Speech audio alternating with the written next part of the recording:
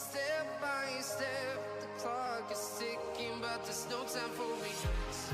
I've been flying from town to town, from London to Taiwan. I've been all around the globe, trying to protect your soul.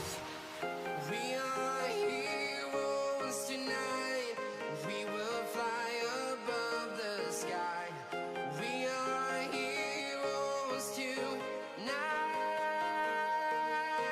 Yeah. We are heroes tonight.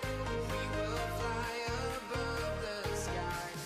We are heroes tonight.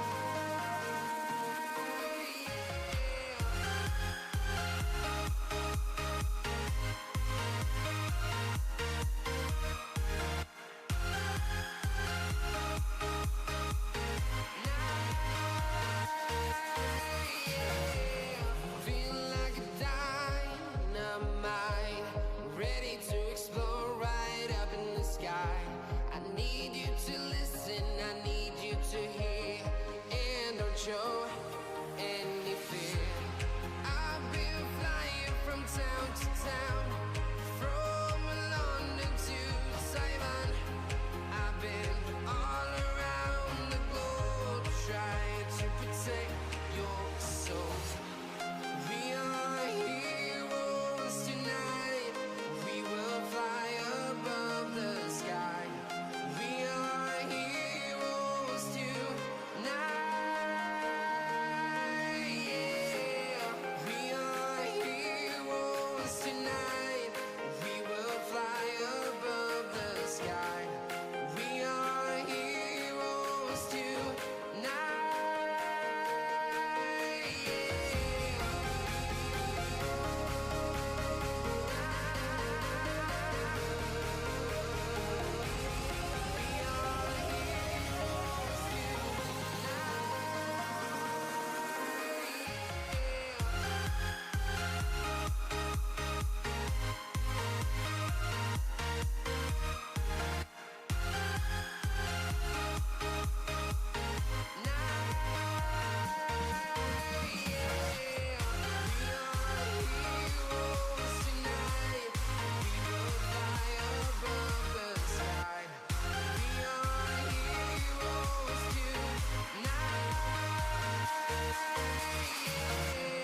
I've been flying from town to town, from London to Taiwan.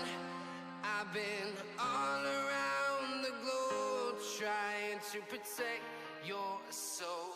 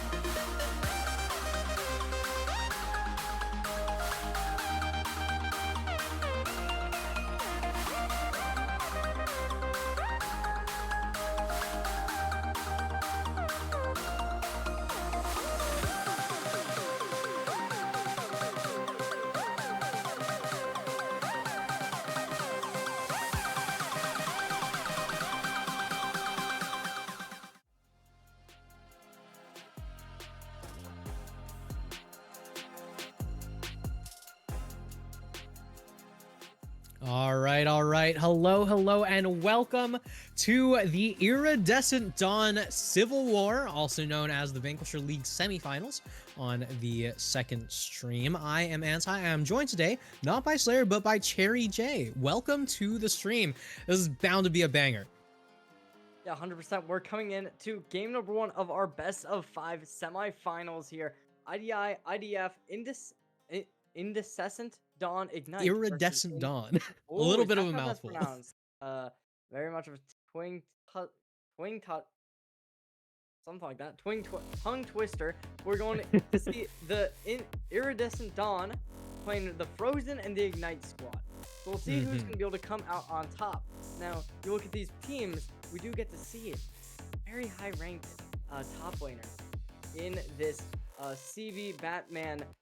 We'll see whether or not they're going to be able to find that impact that's really necessary to be a phenomenal player. But, you know, a 37.0 league rating, definitely going to be something strong. And we see a similar thing with that mid laner as well, who has a high mastery on the Ahri. So, you know, those skirmishes definitely could be punishing to their opponents here if they're able to really get some good fights in for some big objectives in this game.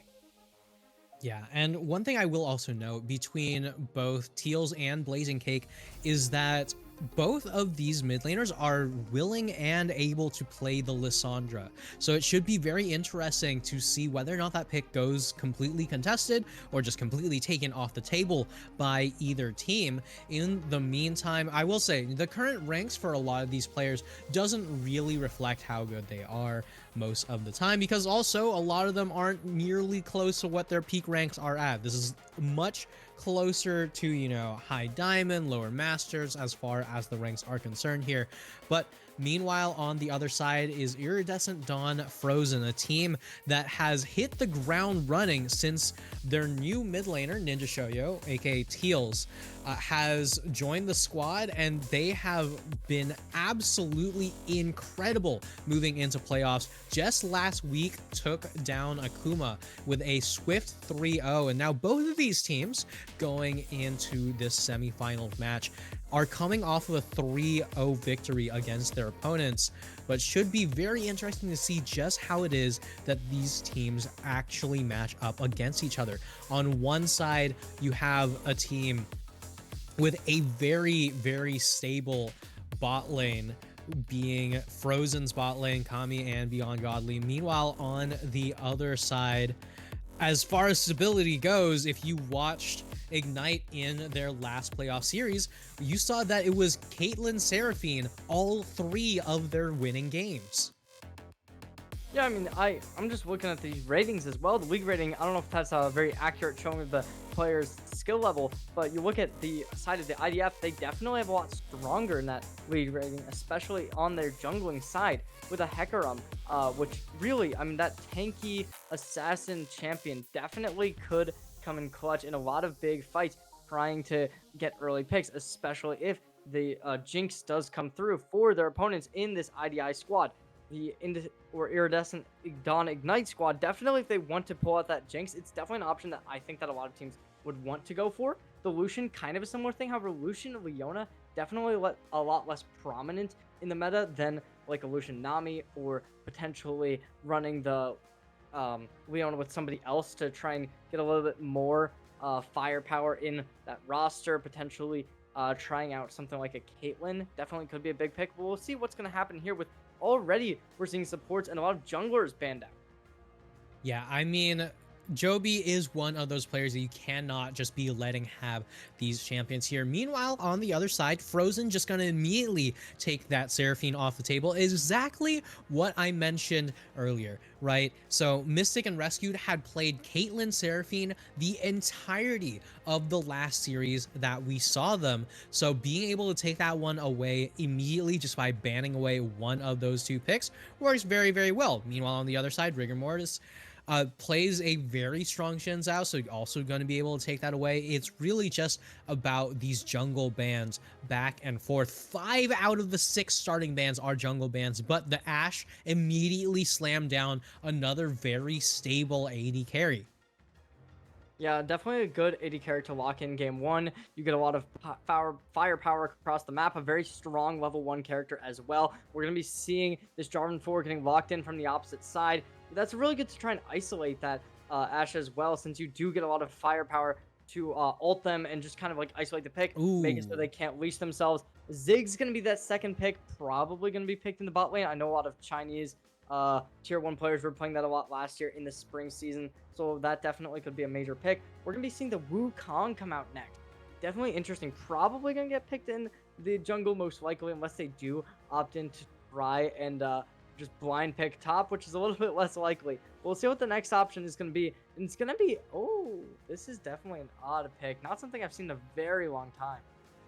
Yeah, I mean, we've been seeing Rescues Enchanter play very, very strong, but either way, the Ashe Karma at the very least makes sure that regardless of what bot lane it is that you are going into, you are going to be having the push advantage. You're going to be having the poke advantage, right?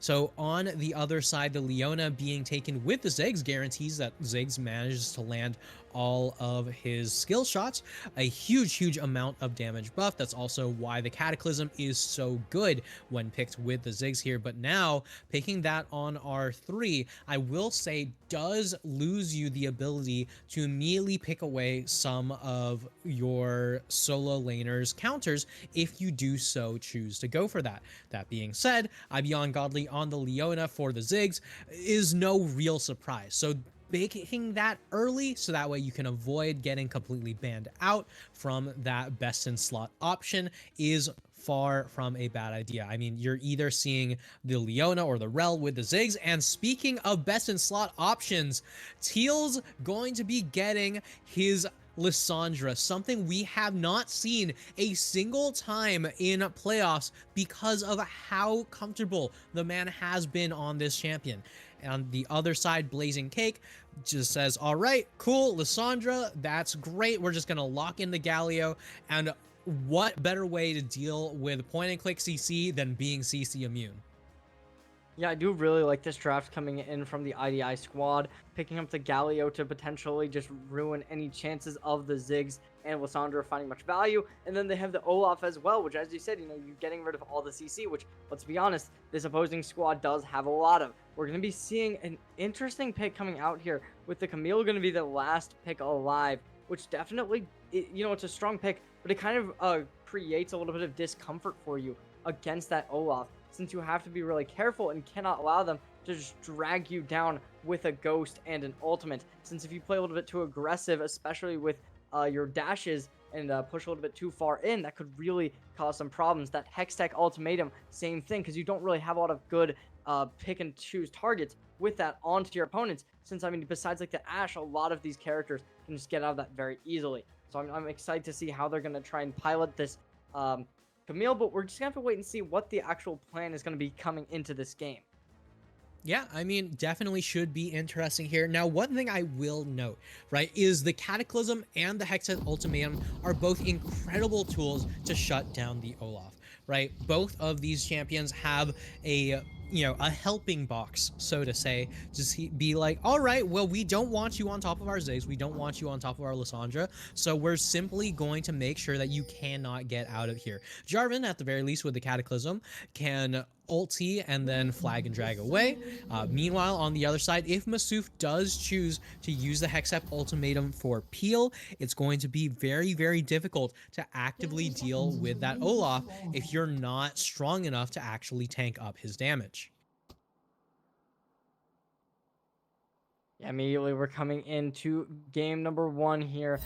Surfing this map, we already see a little bit of an engagement coming in the mid lane. Galio and Lissandra both picking out their targets. We do see an interesting rune choice coming in for Blazing King. They're taking that Aftershock. We'll see whether or not that's going to find the value you would want it to be getting. A little bit more CC in that. And you go over towards the top side here. Getting Conquer, not going for a lethal tempo. I mean, it kind of makes sense. Sometimes you do see that Olaf pick it, though, just to try and get a little bit more value out of your early on engagements. But we'll see whether or not the Conqueror is going to be the correct choice coming into the game.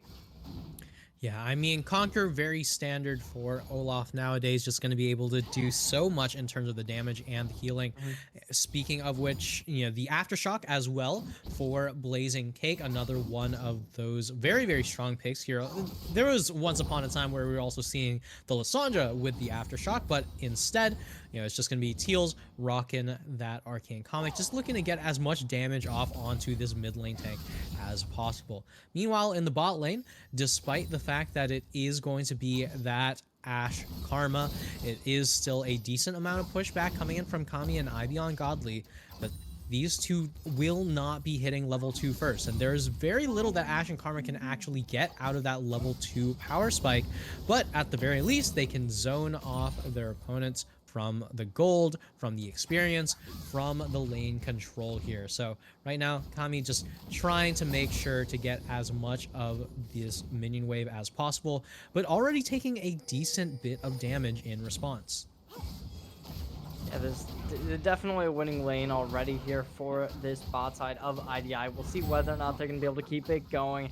We go over towards all the other lanes, though. It's kind of getting pushed in from this IDA squad as well, where they just all want to play really proactive, really activated on these lanes. While we see the junglers kind of switching around their patterns, we see the Jarvan topping or top side, while we do see the Wukong already cleared all of their blue side and instead going towards their lower team. We'll see whether or not the Ashe and Karma are going to be able to utilize this Wukong to their advantage, and maybe we could potentially be seeing the Jarvan try and get a little bit of a gank off here, but immediately with the bush getting warded out, I do think that's going to be a little bit unlikely. Ashe is going to be able to take an owl and just be able to clear everything here, make sure they're not getting pushed too aggressively. Immediately back's going to come through here for IDF. That's going to leave this entire bot lane to just kind of get farmed out by the IDI squad. Yeah, but in the meantime, Frozen is bringing all 3 members to that mid lane. Oh, big problems here. Double taunt comes through. Blazing Cake gonna be able to find some damage, but the Ignite's gonna be online, and it just kind of causes the Jarvan to find so much value, taking the first blood, 400 extra gold. 400 extra gold to start things off. First blood on the Jarvan, going to be feeling very, very good for Joby. Remember, there were 5 jungle bans at the start of this game, but we're starting another fight. Oh my gosh, we're instantly coming back in. Root comes out, a little bit of a dodge comes through. It's going to be Kami to be able to get some good damage off, forcing their opponents to back off, allowing the Leona to get out Scathe. Ivy Godly doing a phenomenal job keeping themselves alive, and Kami supporting that endeavor is going to be really, really good coming into this game. We just look at the gold already at the bottom there. It definitely shows with the already Jarvan 4 with so much more gold, almost 500 at this point. It just looks like that pickaxe as well that they have in hand is going to really start causing some problems if they do end up going for a gank on this bot side, which does seem kind of likely. Yeah, and one thing I will note, right, so one of the biggest issues that I think Frozen had going into playoffs was that Teals plays very, very easy to gank mid laners, and a lot of the times was setting up into very, very solid ganks. But the big issue was that Frozen was not taking advantage of that. A lot of the time, it was just the Masuf show. It was all about making sure that Masuf could get ahead in that top lane and make something happen. In the meantime, a lot of these easy gank setup mid laners, like Lysandra, ended up getting relatively neglected. So now that we're seeing that this team has had at least 2 weeks of practice together, just full and through, now they're bringing multiple people over to the mid lane to capitalize on these champion picks. Now they have the abilities to really just make these picks work. And the other hand, we're bringing a lot of people into this top side. Oh, Zombie almost taken offline. Flash gets baited out. Root's going to come through. Counter Root comes in. There's going to be the Galio coming in aggressive. Not going to be able to find anything. Backing up comes through from IDF. Instead, however, the Camille's going to start pushing on to the Olaf. Stevie Batman going to be playing a little bit aggressive still. Grubbs is going to be the contesting point here. A little bit of information comes out from Ivy Gauntlet, but it does seem like a just complete just backing off, not going to try and contest whatsoever. Yeah, no real reason to contest at that point. Huge amount of damage just dumped directly onto Joby's head there. And Rigor Mortis able to be in the right place at the right time, but largely with the roam to make sure that it wasn't just a pipe dream. It was something that absolutely guaranteed the Flash would be completely burned there. Now, the heroic entrance was burned from Blazing Cake, but nothing ventured, nothing gained, and nothing lost for that ultimate. Mystic taking a little bit of damage on the bot lane. No level 6 available, but it does seem like Kami getting burned down completely. The Leona is not going to be there. Ult is going to be available, going to come out. Flash is baited. Phenomenal play. Sidestepping, doing everything you could possibly ask for. Rescued. She's going to be backing off a little bit here. Great precision there, and a little bit of just complete and utter problems could be arriving. Joby couldn't come in. Both players getting rooted up, backing off a little bit. Airborne comes in onto Mystic, but it's not going to result in any kills. And it's going to force Joby to waste a little bit of time waiting and stalling while this lane keeps on getting pushed. We do see the opposing Wukong down in the bot side of the jungle. Potential for this Drake to be contested.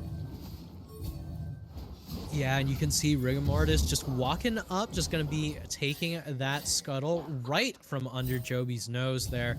But in the end, it's going to make sure to deny the drag take as a whole. But I gotta say, right, Mystic on that Ashe just immediately, the moment that the man hits level 6, just slams that R button and says, all right, Enchanted Crystal Arrow, it's either hitting or you are flashing. And the flash gone now on the Ziggs makes it much more difficult for the man to just walk up here. And Kami now still at the level 5, not quite hitting 6, will off this next minion, but no real setup.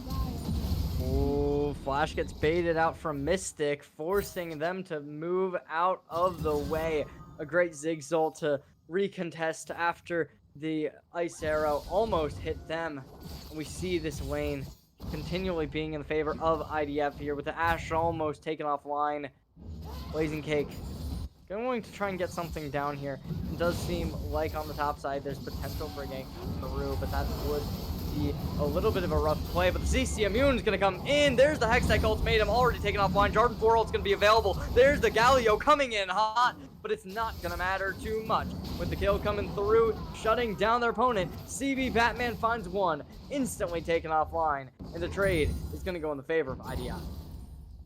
Yeah, I mean, the trade is going to go into the favor of Ignite there, as like I was saying, right, the Cataclysm and the Hextech Ultimatum are both phenomenal tools to keep the Olaf from doing what he wants to do. Now, the issue with it is that when you place down a helping box around you and the enemy Olaf, is if you're stuck in that helping box with him, it's a little bit difficult when you need help yourself, right? So in the end, it is going to be CB Batman with the ability to take down the members of Frozen, as the timely heroic entrance means that the Cataclysm is far from safe for Joby. But either way, the dragon still ends up going down to the side of Frozen, and it's a very extended dragon and grub trade, if you do really want to think about it like that. Immediately a 1k gold lead. It's starting to become lower and lower. Only 500 at this point. The Drake, it's going to be coming up in a little bit. Immediately, Sun's going to come out onto Kami. No more flash available. Mystic is going to be the one to clean up. Taking the kill, evening out the kill line, 3-3. And it just seems like despite the Drake being in favor of IDF, there is going to be 3 grubs on their opposing side. CB Batman potentially going to be taken offline here. There's chances with Leona coming up. However, there's not enough CC coming in from the Camille to do just that. CB Batman able to walk away, forced to back most likely. Looks like we might be seeing a grubs come through, contesting that potentially with a couple of people up and ready. We'll see whether or not the Wukong is going to start moving towards it, but Rigor Mortis does seem to have no plan in mind to do that. Instead, we're just going to be seeing this completely taken over by this Ignite squad. And they want to just be able to get that 6 grubs, potentially start split pushing with this Olaf, potentially put the Galio in charge of that. There's a lot of options, and it seems like this Ignite squad is just taking over the map completely. Yeah, I mean, just as you were saying, Cherry, the Frozen right now on the red side is just continually managing to find their opportunities, find their ways into the lead. A very small gold lead for them has started to build up, and now with the triple teleports available for them, the next dragon that does come up should be more than easily contested. But my biggest question right now is whether or not Ignite is going to do anything to accelerate the pace of the game, right? Because so much of Frozen is about that team fight capabilities. It's about all of that AoE damage that just makes it so difficult to really get past this squad. Well, you have all the wave clear in the world from the Lissandra and from the Ziggs. Meanwhile, on the other side, as far as wave clear goes, Olaf's wave clear, relatively minimal. Galio's wave clear, it's pretty okay, but it's nothing to write home about. And Ash's wave clear is just the same as Galio's. Meanwhile, the Ziggs, one of the best wave clear champions in the entire game, gonna be doing just fine here, but we're starting up another fight, looking to clear some champions. Immediately, we're going to be seeing the Jarvan come through. Sun's going to be back inside. Airborne comes through. Kami's finding the first onto Mystic. There's going to be the engage coming in from the Galio here, able to get Ivion Godly pushed up. Airborne's going to come through, not needing to taunt them, but Taunt's still going to come through on the Ziggs. A little bit of damage going to be engaged upon, but not going to be able to secure the kill. We see the mid laner coming down from the side of IDF, looking to get something here, but Blazing Cake not able to get enough damage inputted. Rescue potentially getting taken offline, and the answer is going to be yes. Kami's able to do just that. Falling in the bomb. There's going to be the airport coming in on Kami. Blazing Cake able to find the kill, instantly traded out, and the shutdown is there with Ninja Shoyo taking the kill. Yeah, and in the end, Blazing Cake does go down, but manages to drag Kami to hell with him, as Teal's right now the only one left standing in the spot lane for the side of Frozen here. It's just going to continue to try to clear out a few of those waves, trying not to completely mess with his 80 carries wave state here. But meanwhile, in the top lane, now this is a player that has had a relatively uncharacteristically quiet game. Masuf now in a little bit of trouble. Yes, DB Batman potentially taking some damage that could become lethal. However, the support for their squad has arrived, looking to take some poke damage here, but engaging is not going to be the optimal play. We're going to be seeing the Camille over on this IDF squad, backing up, taking offline. Yeah, and in the meantime, Joby just gonna be wiped off the face of the map here, still keeping it dead even, 7-7.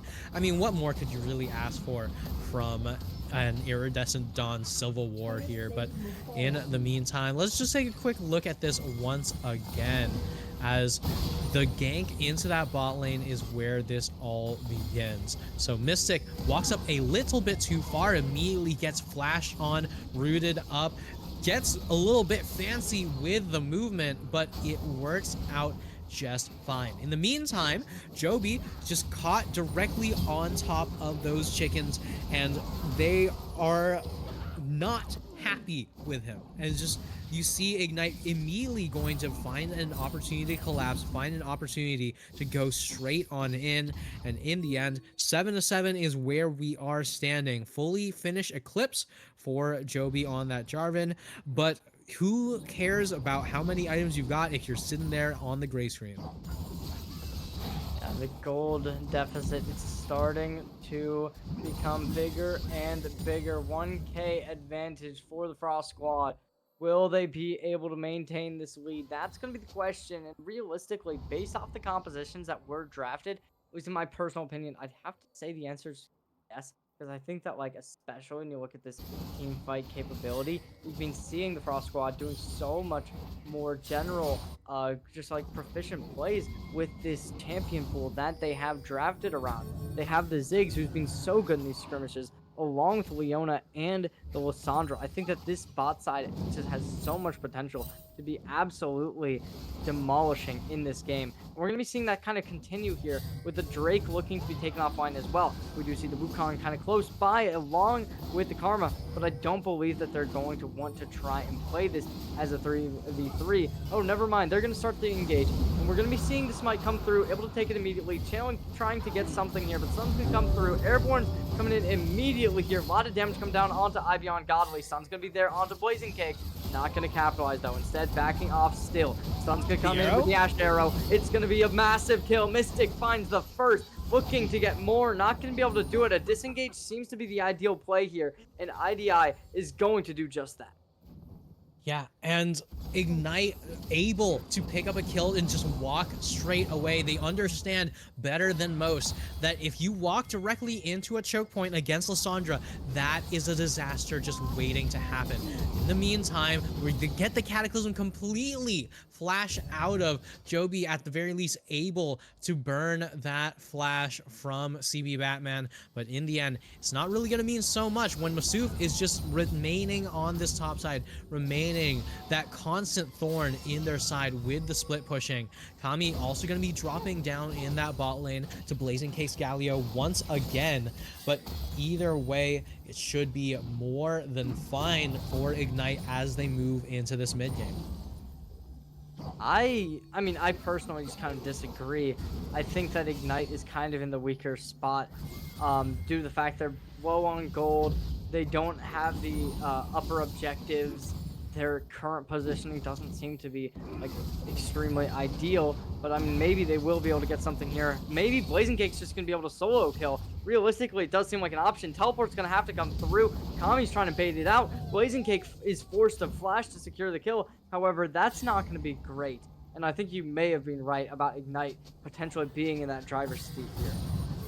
Yeah, I mean, as you can see with that replay, it just turns into a decent bit of snowballing. I mean, at the very least, Frozen still have that tower taking push advantage with that Ziggs, but if you can take that Ziggs out consistently, then you can get rid of so much of Frozen's wave clear, or at the very least, if you can accurately pinpoint the right times to go for this side lane, to go for this split pushing, it gets so much easier to actually drag the Ziggs around because he's one of their main sources of that wave clear.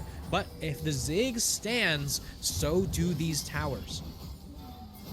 That is true. We're heading into what seems to be another engagement here, playing for the Herald. A lot of people surrounding it. 3k HP gonna be left on it. Can they try and contest? Batman looks to be the first one to engage. There's gonna be a little bit of a stun coming in for both sides. Blazing Cake gonna be the first one to engage. A double stun coming through here with that Leona ult. Great job there. We're gonna be seeing a double knockup coming in with some ultimates immediately. Just a complete takedown. Hextech ultimating is going to come in. CC Immune, Ragnarok's going to find something, but it's not going to be enough. And we're going to be seeing the Frost win the fight once more.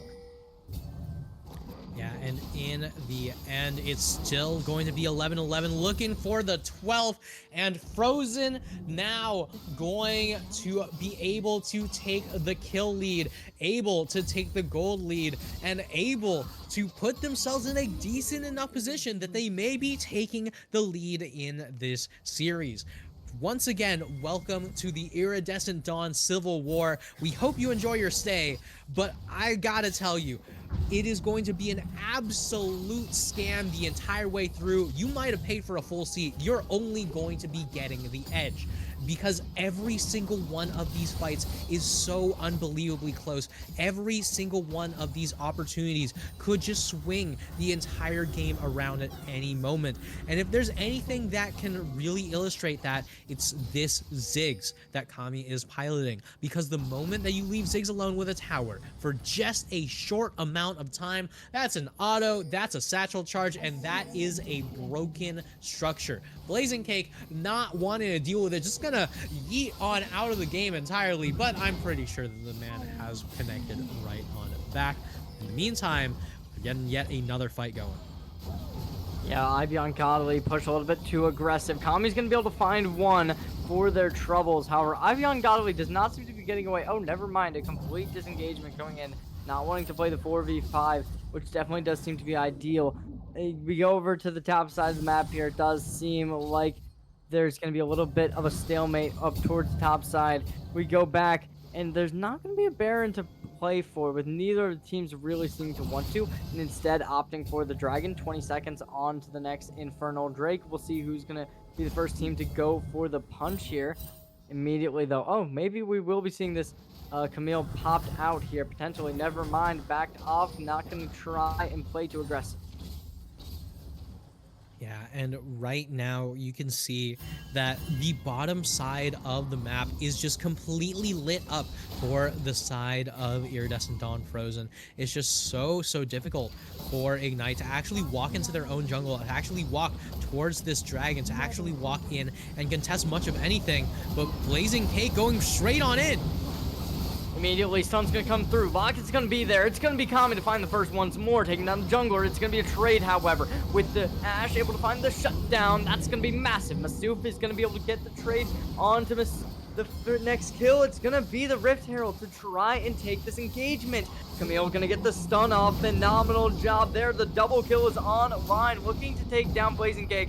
Airborne with the Herald, and Ninja Shoyo able to secure the kill.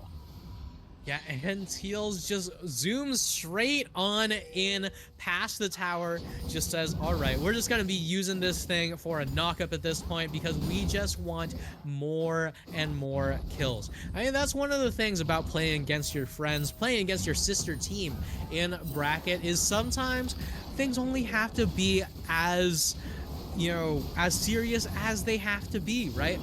Meanwhile, the dragon is going to be taken down in the very end. This is almost a 4-stack dragon that is sole point for Frozen.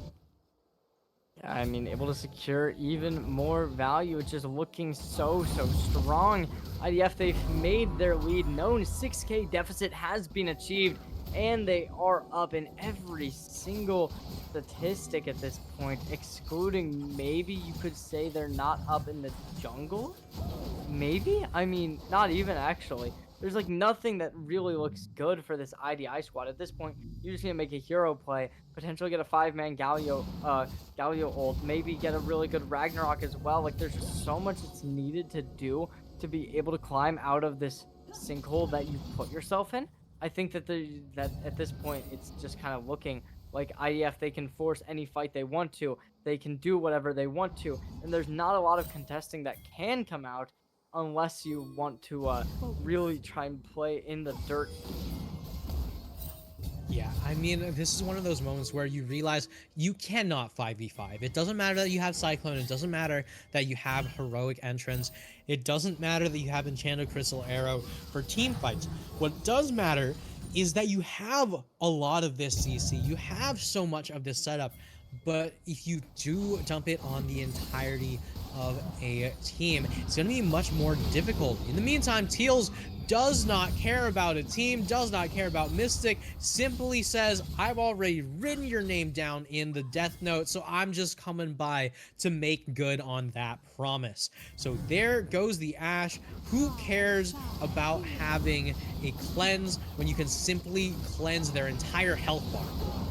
Oh no, Joby and the Ivy Godly taking their ultimate, shoving it down onto the entirety of this Infernal squad. How much more can you ask for? Looking to siege into the entirety of the base here. Not going to be able to do it just yet. Minions will fall, minions will crumble. And we're going to see a little bit more life coming out of this Infernal team. We'll see whether or not they're going to be able to find much here. Ivion Godly still getting called out here with the flash being forced. And there's going to be some damage. Blazing Cake not going to be able to find everything they could want. It's a 4v4 skirmish in the mid lane here with the Camille backing them up, looking to try and find a flank potentially, but no, we're coming in. There's going to be going golden. Oh. Tommy's going to find the first with the ultimate. CC Moon coming in. Ragnarok, there's a heroic entrance. It's going to be a shutdown onto the Lysandra, taking down the Darksteel. Double kill coming in from Kami, though, and it's just going to be a triple to end out this fight. Blazing Cake, the last one to survive, and then Ace is upon us. 24 kills to 13. We'll see if that's even going to change before this game ends. Yeah, I don't know. I mean, if Kami does not back here, I'm almost certain that that 13 is turning into a 14. Man is just not able to stay very close with that little health left, is what you'd anticipate. But all of a sudden, able to take down both the Nexus towers, able to take down the Nexus. And here it is, statement for game number 1. Iridescent Dawn Frozen going to be the ones taking the lead in the Iridescent Dawn Civil War. 25 minutes, 17 seconds. A precise, decisive victory coming in. Iridescent Dawn Frozen. Taking map number 1. 4 more maps in potential. Will they be able to do it? That's going to be the question. Taking this, bringing it forward is definitely going to be the name of the game. We'll see whether or not they're going to be able to do just that. Yeah, I mean, either way, it was a treat and a half to watch. Game number 1, just consistent banger back and forth until Frozen managed to really get that upper hand. So make sure that you don't go anywhere, because if game number 1 is an indicator of how this series is going to go, game number 2 is also bound to be a banger. Yeah, I mean, I can't agree more. I mean, both these teams, they've shown exactly what they want to be doing. The Lissandra got called out towards the end there, and I thought there might have been a change of pace with the Darkseals getting taken offline.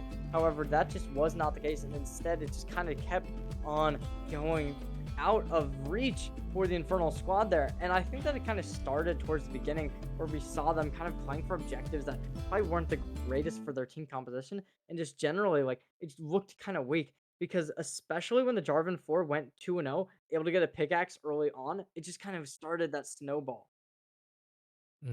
But either way, snowballing is one way to put it.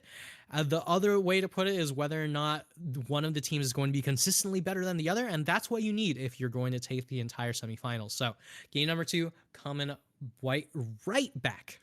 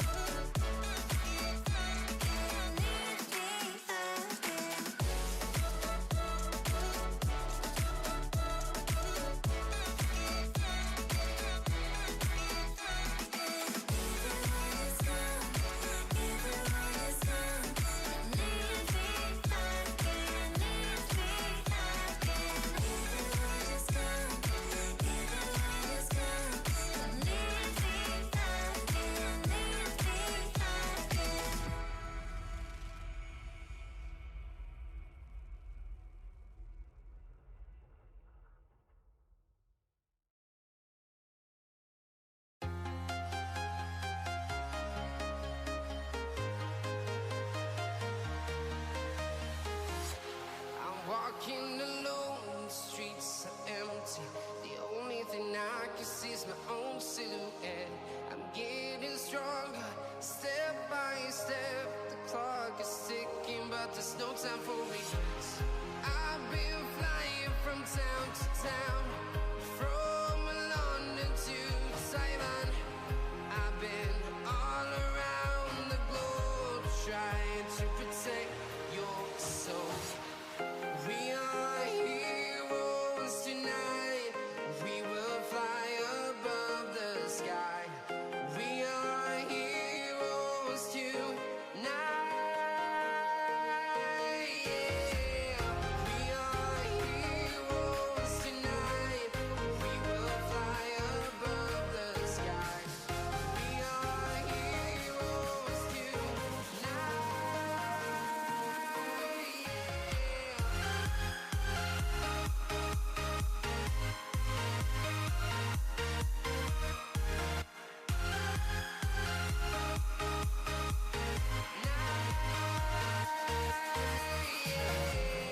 Feel like a dynamite, ready to explode right up in the sky.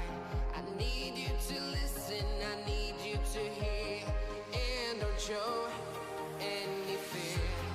I've been flying from town to town, from London to Taiwan. I've been all around the globe trying to protect your soul. We are heroes tonight. We will fly above the sky. We are heroes tonight. Yeah. We are heroes tonight. We will fly above the sky. We are heroes tonight.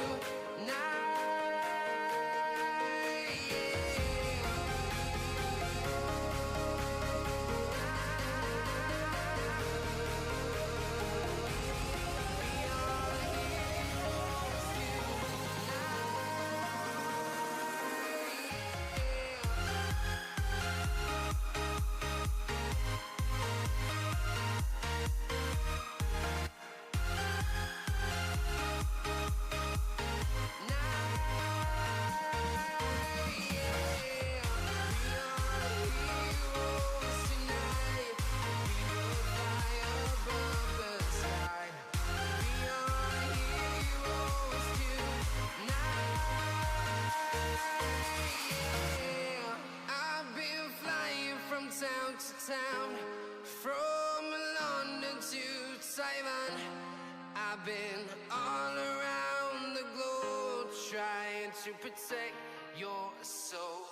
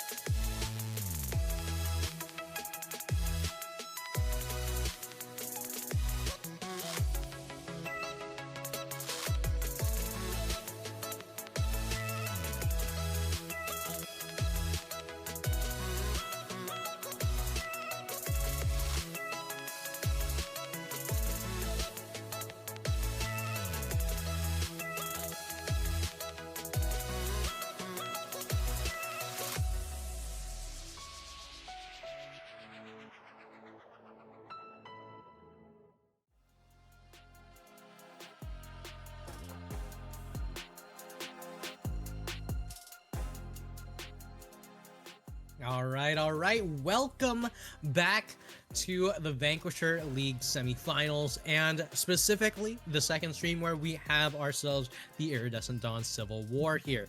So, as we mentioned, game number 1 was a banger and a half, and I am still anti, and this is still Cherry J.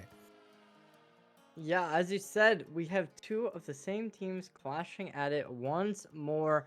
As we saw game number 1, we did see a very dominant one-sided match where 3 Drakes to 0s, 6k gold deficit, something like that, 24 to 13 kills. It was an absolute massacre. And how are we feeling coming into game number 2? Do we think that there's any chance of similar things happening?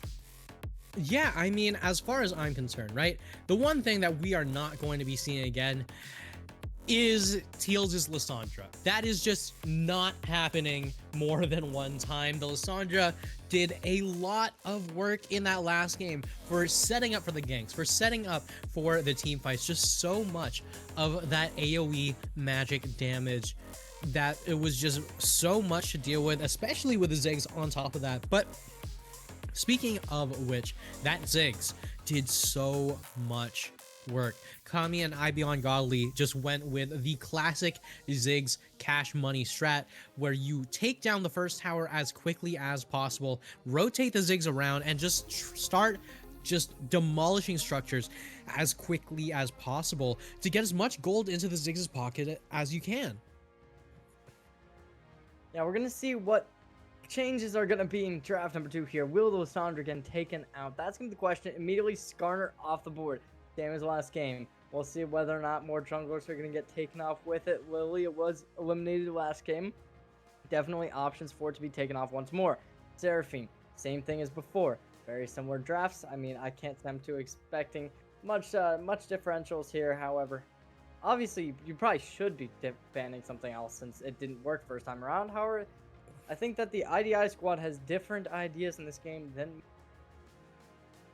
Okay, so as far as the draft is concerned, it's exactly the same so far.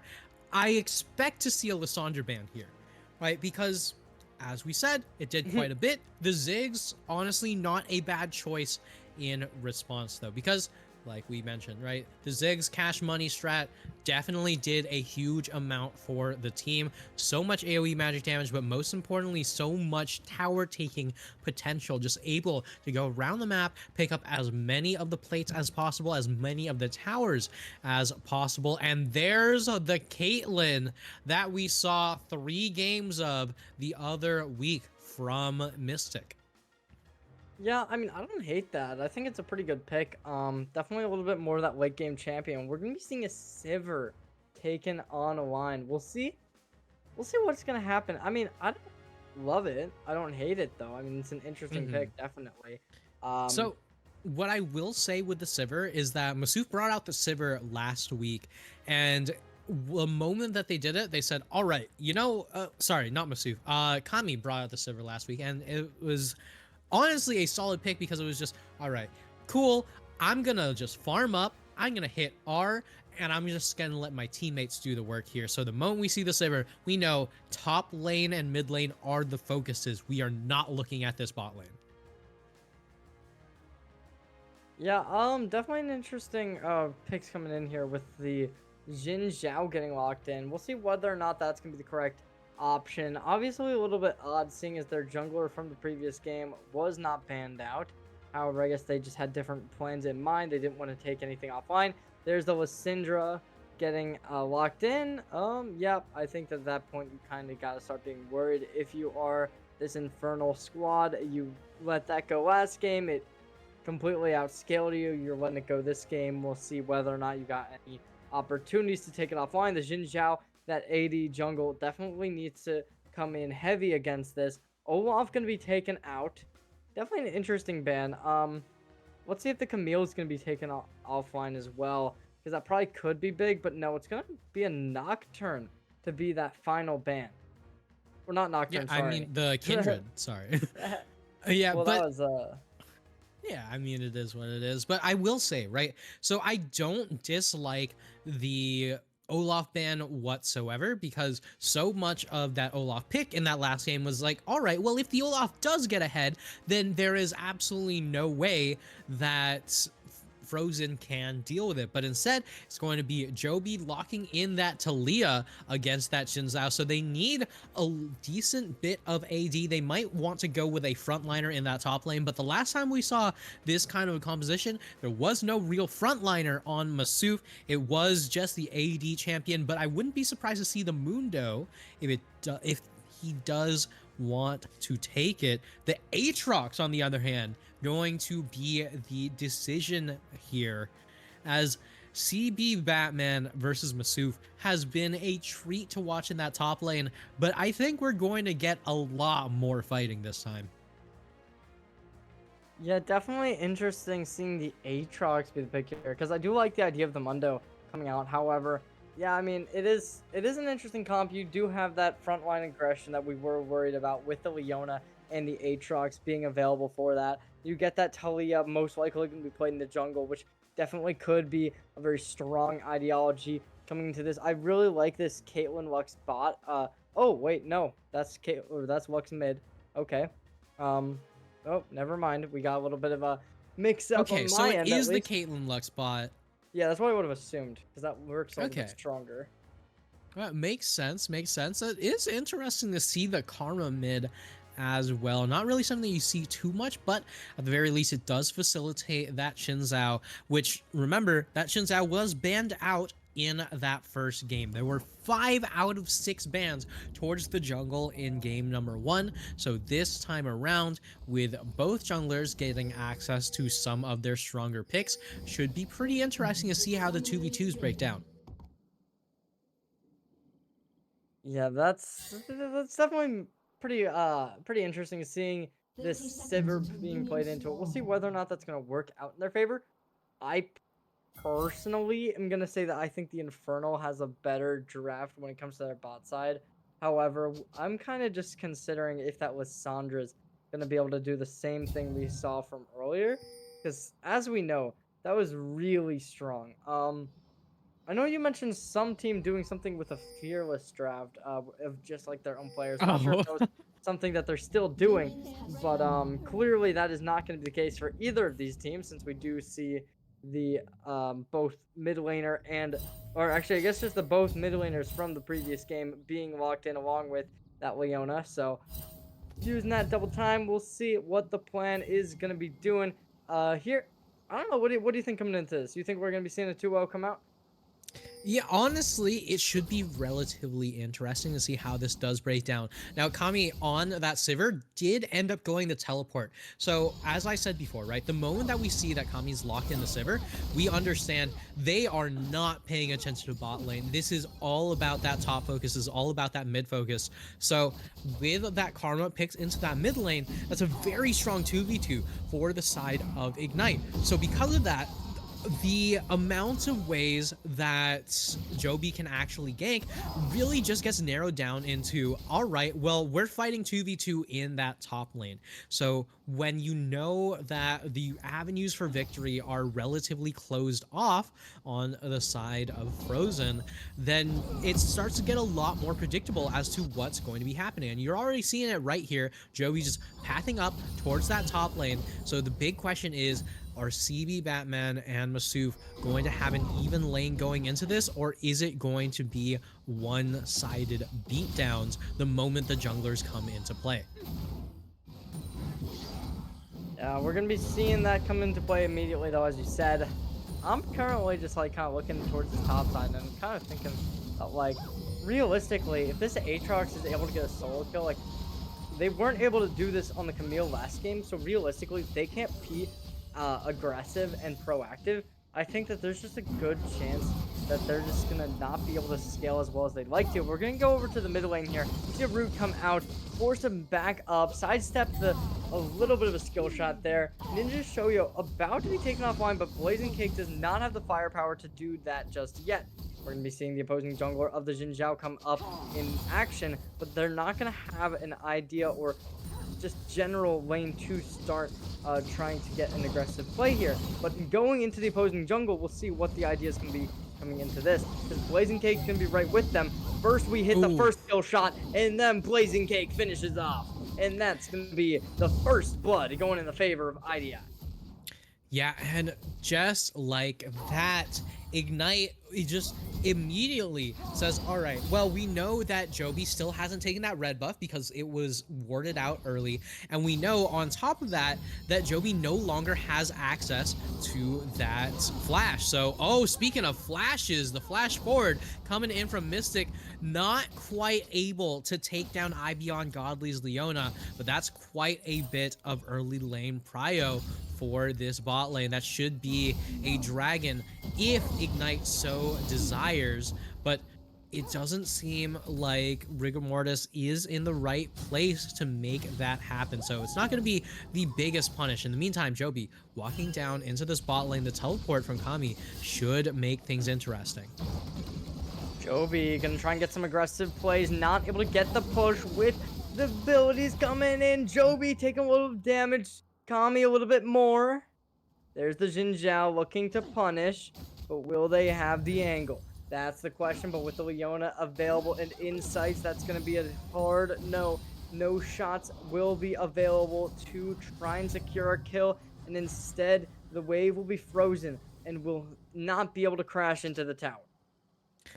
Yeah, I mean, solid wave management here for the side of Frozen, but in the meantime, top lane, the lane that we said was going to be very, very high volatility, ends up being relatively neglected by both of these teams. It was the pathing bot lane at the very beginning of the game from Rigor Mortis, and Joby just going straight on in with the flash, trying to make something happen in the mid lane early on, because like we said, the only one that really makes sense to be ganking is that top lane.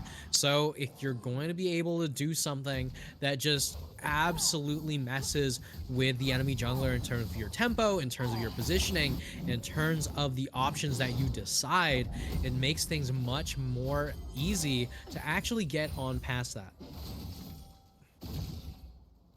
IDI, this Infernal squad, they need to be able to make these plays, take it back, keep up the tempo. They're up 1,000 gold and even growing that lead.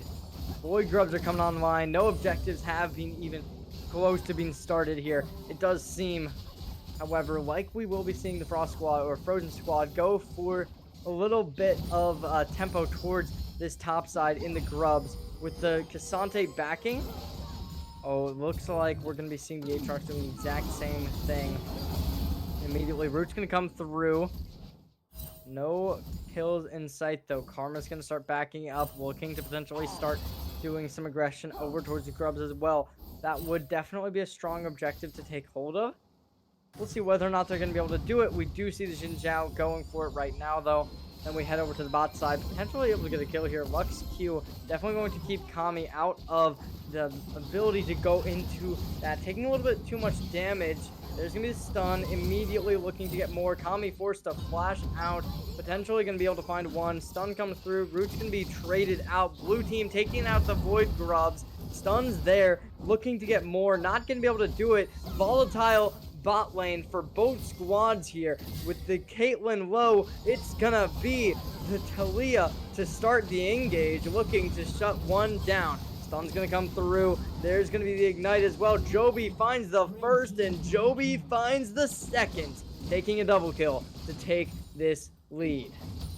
Yeah, but here comes Blazing Cake just walking up, trying to make something happen, trying to get some sort of retaliation, but the Karma just does not quite have the damage, has flash available, but not going to commit to the Mantra flash Q. So in the end, it is going to be Frozen walking away scot-free. Teal's waiting in the wings for Blazing Cake here, has a lot of damage to pump out onto the Karma, but a crucial miss on that Q means that a lot of that damage ends up getting denied. Yeah, unfortunately, the self-heal is not going to be enough to deal with Xante ult. Able to take the solo kill and take this further. Taking this to lead, as we see here, we're going to get this replay up in, we can just see how this whole played out. Unstoppable comes through, able to get some really good abilities off, but it's just not enough, and they're not able to escape the wrath of the Batman. And then we just see that in complete action here with so much complete dominance in lane coming from CB Batman, which is kind of what I was scared of. Because if you're playing something like the Aatrox, you kind of do need to at least win in lane to be able to have that real active engagements, and they didn't really have a good chance of doing that. So now they're going to be coming into this next fight down in gold and down in XP. Yeah, definitely a possibility there. But also one thing to note, right, is Masuf did not have the opportunity to back in that last fight there. So CB Batman just sees that, immediately looks to punish, says, all right, well, if you can't actually fight me, what if I force you to do so? It ends up being a relatively close match regardless. And oh, Well, yeah, I mean, they're just stealing everything at this point. We saw 2 Grubs get stolen. We see the Drake get stolen. Everything's stolen. And the Infernal Squad, despite being down in game number 1, I think that they're really going to be able to show with their presence here in game number 2 and potentially take it pretty easily here. With 9 minutes already being on the clock, it does feel like they're in a really winning position, despite already being down on gold by a little bit under 100. But, you know, there's potential. There's potential. That's always a potential thing to be coming through here for this to turn around, especially in a game like this where they are going to be playing for team fights with both top laners playing tanks, with both junglers looking to skirmish. Like this is not a very set in stone game by any means.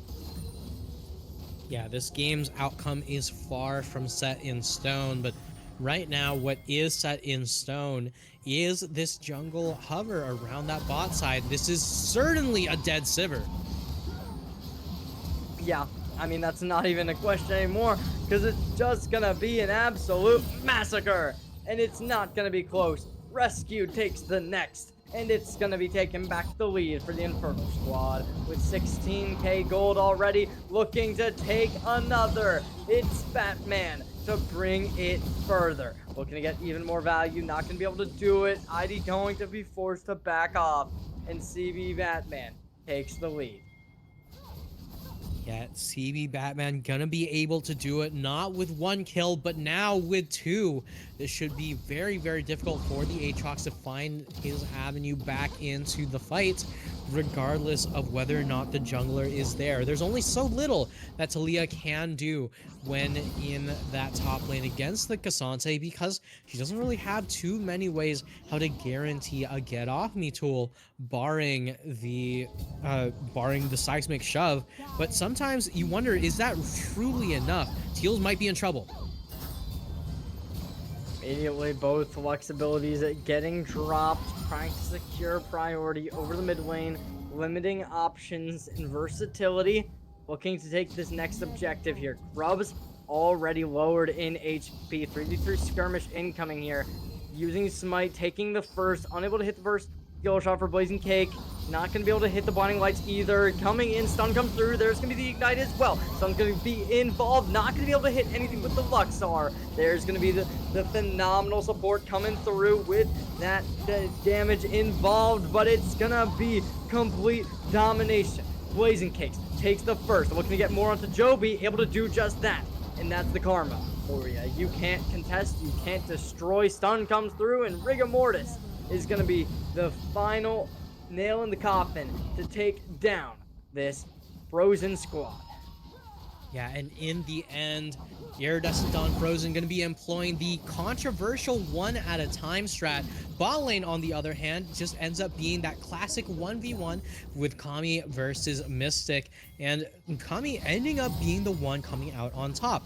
With that press the attack, it is just going to be that extra 10% damage output.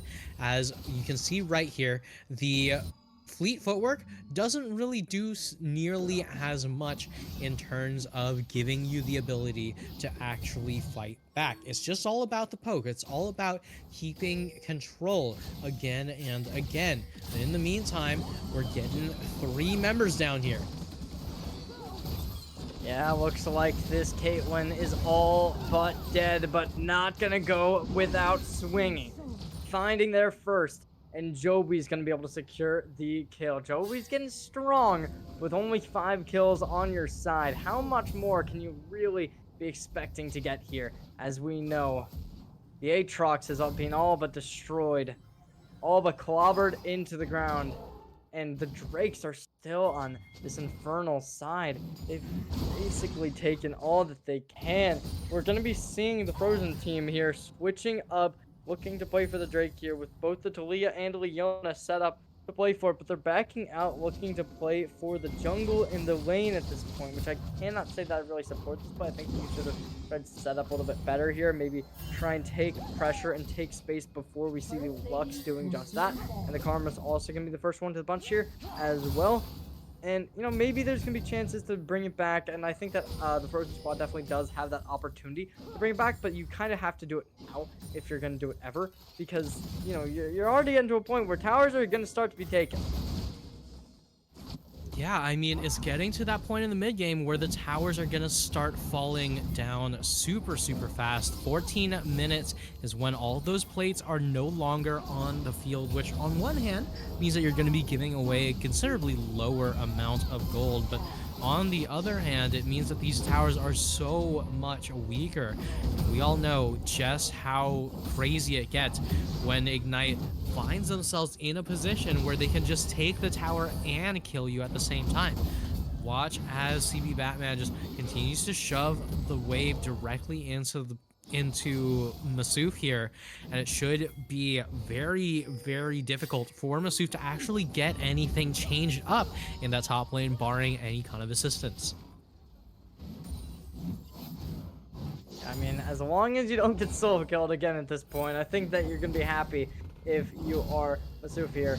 And, you know, you look at Batman, they're not playing too bad. They're actually going to go aggressive once more, and especially with that speed deficiency, they can really start getting more damage here. There's going to be Talia, that shining ray of hope you need, and a phenomenal shutdown, especially against the really volatile Cassante, doing a great job. And okay, Joby taken down, and it's gonna be another kill going down in the Infernal team. They're not letting anything go unpunished.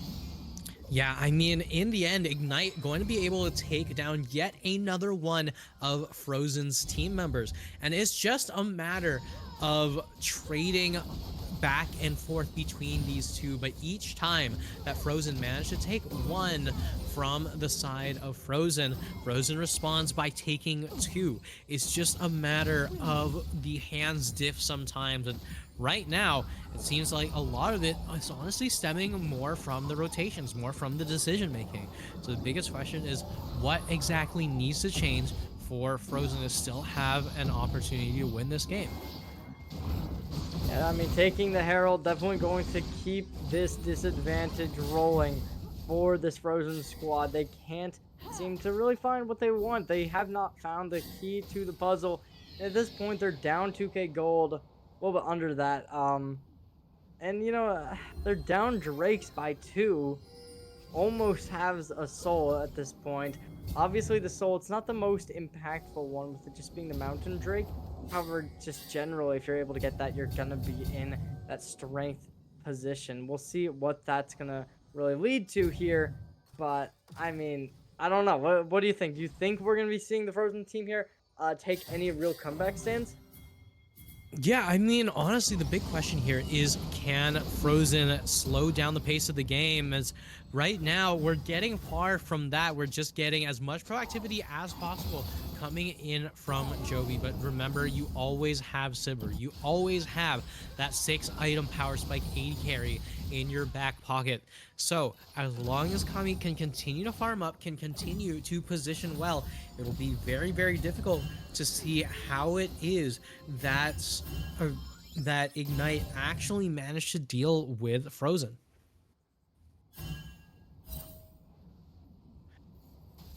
Yeah, and immediately, I mean, I'm just looking at this, and you know, it seems winnable. It seems like they finally found their way of kind of weathering the storm, because before they were kind of getting solo killed or just generally killed every like minute or so. There would be one person just getting absolutely found out. But at this point, it does seem like they've at least started to kind of play passively. So we'll see whether or not they're going to be able to outscale, which realistically, I think that is definitely a possibility. Joby in a position where they've been found out, they've been spotted, but doesn't seem to really give Batman any real confident issues because there is two players walking straight on up, hiding underneath the tower, looking to back off, wasting the time of their opponents. However, Sandra forced to push up as well towards the top side, gonna at least take a little bit of time off of their hands as well. Yeah, and it's just so difficult for the side of Frozen to find an avenue back into the driver's seat. But at the very least, the gold lead is relatively minimal.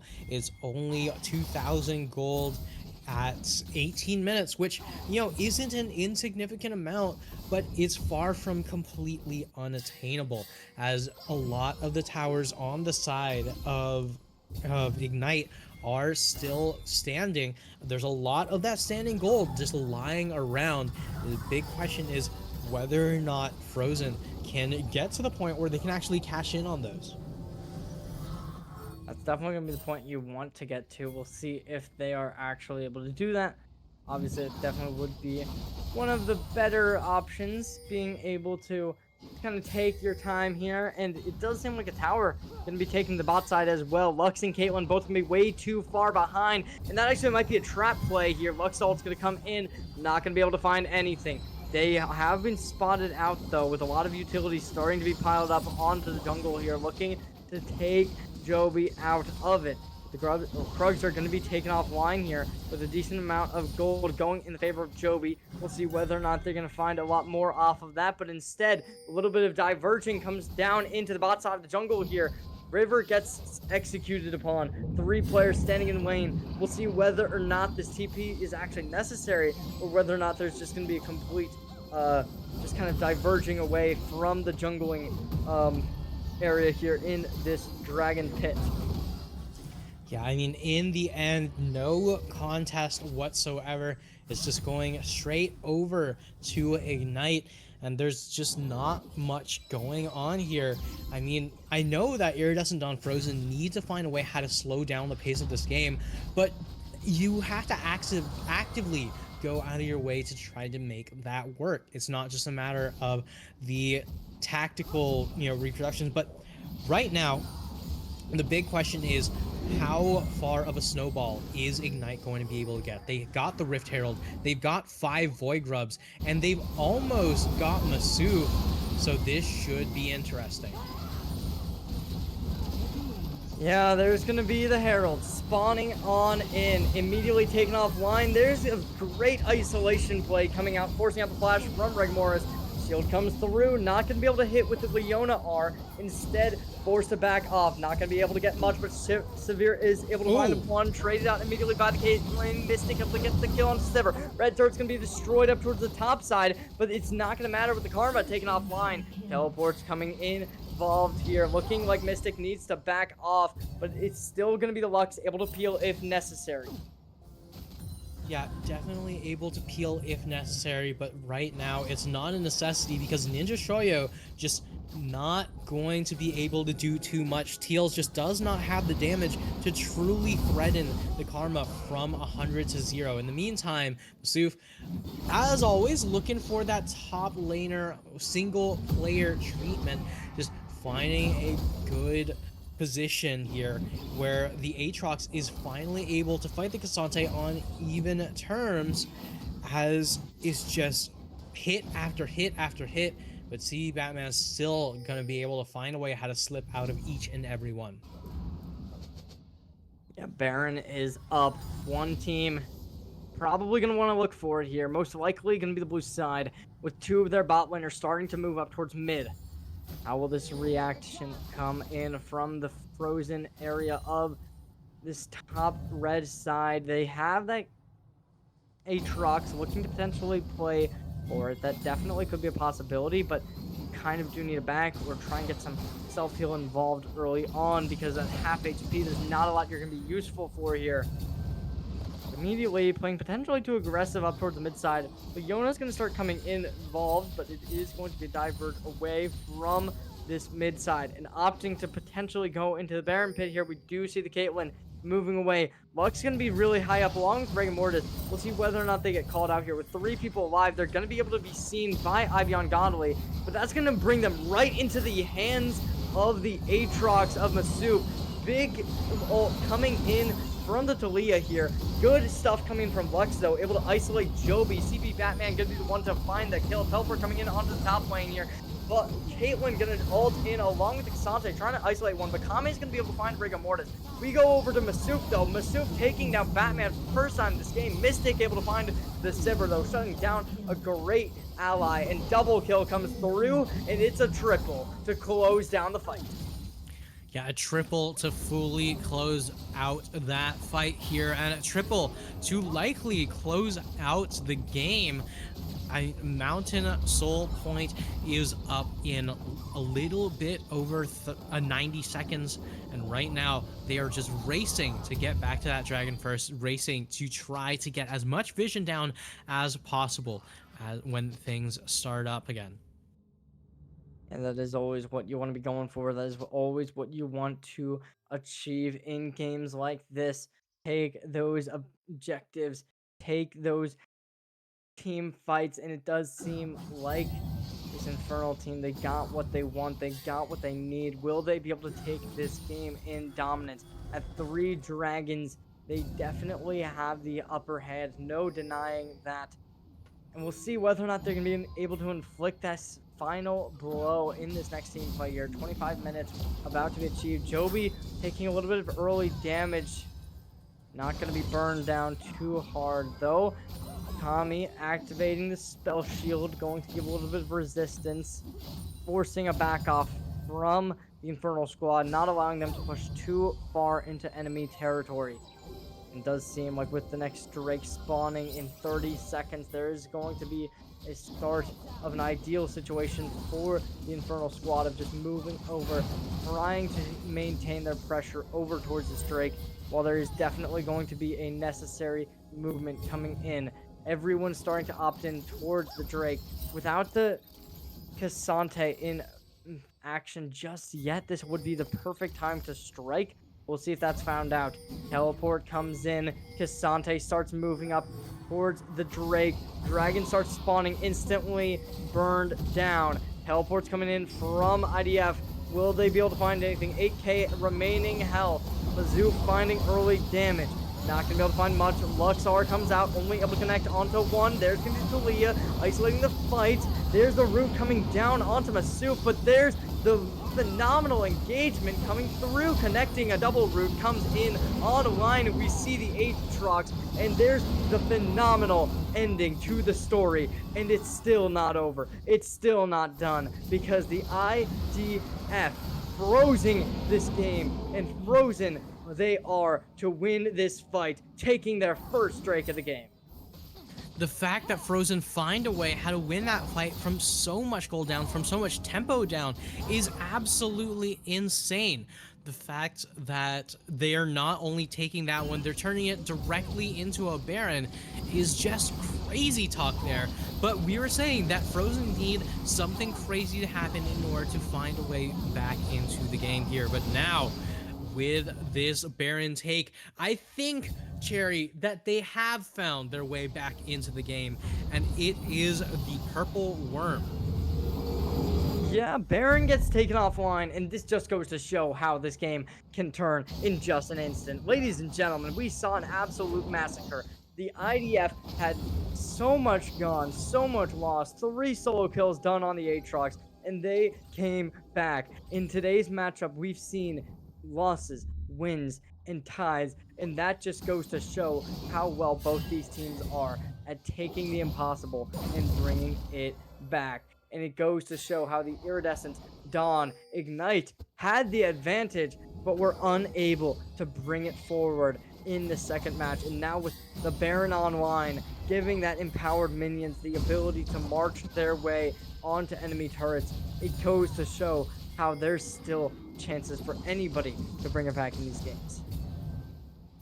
Yeah, but right now we can see the Baron buffed minions just doing so much work in that mid lane, and Teal's looking for even more things to snowball off of. Oh, Blazing Cake forced to use the flash. A little bit of information coming out. Rigor Mortis gonna be able to get something there, but it's a phenomenal ult coming in from this entire team here. We're gonna be seeing the good stuff coming in left and right. Sante going brutal here, but not gonna get much. Rigor Mortis able to find out the Sivir shutdown coming down onto the Lissandra. It's a great play there, but CB Batman still online. Sun's coming in, but it's CB Batman to find a second double kill onto the Leona. Looking to get more. Ult comes through from Caitlyn. And in a 3v2 situation, Masuf gets marked, and it looks almost deadly. Self-heal needs to come out. It needs to come out strong, but it's going to be the Ignite to keep on pushing. Yeah, it's going to be the Ignite, it's going to be the Peacemaker, and it's going to be the ace for Iridescent Dawn Ignite here. And I might be calling it a little bit early, but as far as I'm concerned, we are absolutely going to a game 3. It's best of 5. We had to go to game 3 anyway, but we might as well be going to look at a game 4 at this point. Sorry, best of 5. You're But, going to call it this early? Yeah, I mean, I think that we're going to go to at least game 4. Yeah. We will see. We're calling this game already done? Nah, maybe not already done, but if we're going to be getting things as back and forth, if we're getting things at this back and forth this early into the series, I think we're bound to have enough adaptation, enough things stored away that we're bound to have something crazy going on. I mean, I definitely think it's possible, but as it is right now, I think based on the scaling and everything going on in this game, I wouldn't be surprised if the Frozen squad here is able to just take this game still, because they do have those adaptations that have really been working for them, especially the Black Clover being added to the roster of items for this Aatrox.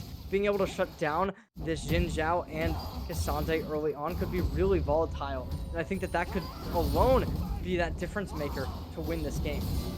Yeah, I mean, that's definitely a huge difference maker, but one thing that I'll note that's even a bigger one is the Navori Flicker Blades on that Sivir is a huge difference maker, but most importantly, the 100% crit chance on that Sivir. Sivir's one of those 80 carries that can be said to have a 6-item power spike, meaning that when Sivir is fully finished with her build, that champion does so much damage, has so much survivability, it's just unbelievably difficult to actually do much in return here. So 260 CS already onto Kami's Sivir, and I believe the last item that would be getting built is a Bloodthirster, but here's a full-on fight.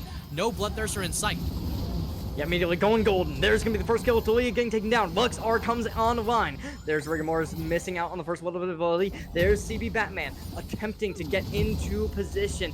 Nobody's able to get much. There's a phenomenal dragon awaiting, though. And that dragon has the name of this soul point on it. Looking to take down Mountain Drake. Bursting it down real quick and easy. No contest. No attempt. And it's going to be completely converted. Yeah, completely converted, and that is a Mountain Soul on a team with a Cassandre. It is so unbelievably difficult to find a way how to deal with this. Honestly, I wouldn't be too surprised if Kami ended up picking up something like, let's say, a Serpent's Fang to be dealing with the shields from the Mountain Soul and the shields from the Karma, because right now the big question is, what exactly can you do? So either we're getting a Bloodthirster, a Serpent's Fang, might even be getting a GA, but this last item in that Sivir's inventory is actually a huge point of importance for this game here. I mean, we do see a lot of abilities coming out, a lot of items coming out, especially at this point. We do still see the IDF squad with that gold advantage here, but will they be able to maintain this with the Baron approaching in just a second? Ultimate's on the line for most players in this game.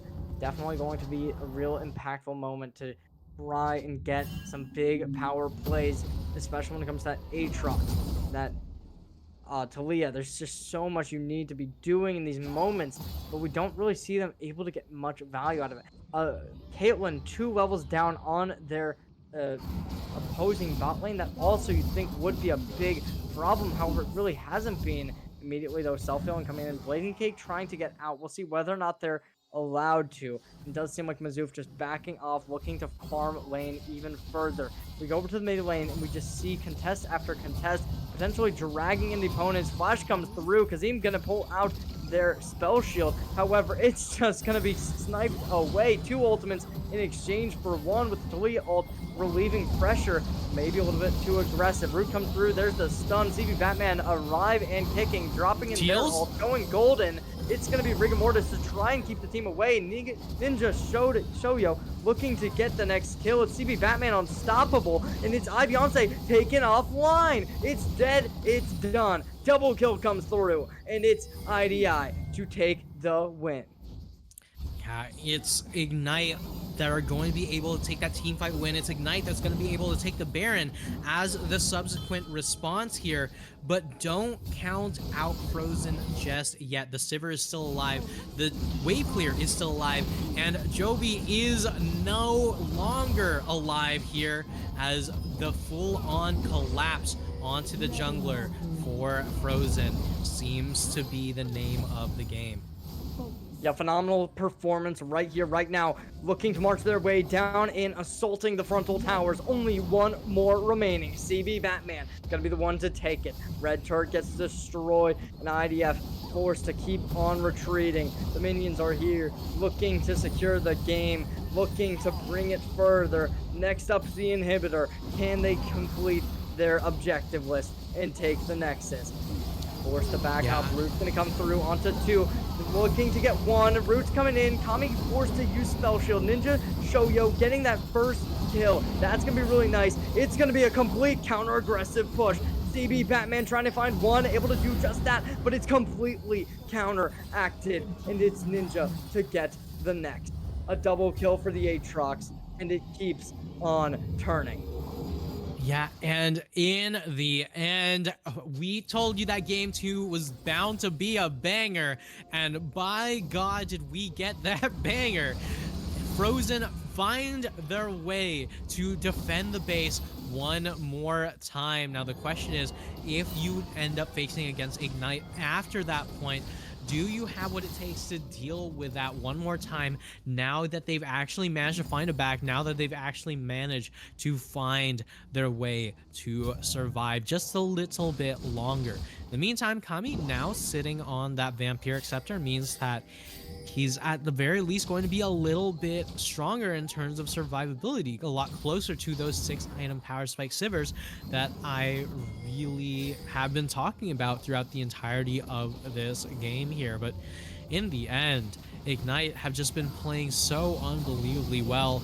7, 4, and 12 on the Cassante. As far as I'm concerned, essentially the MVP for Iridescent Dawn Ignite.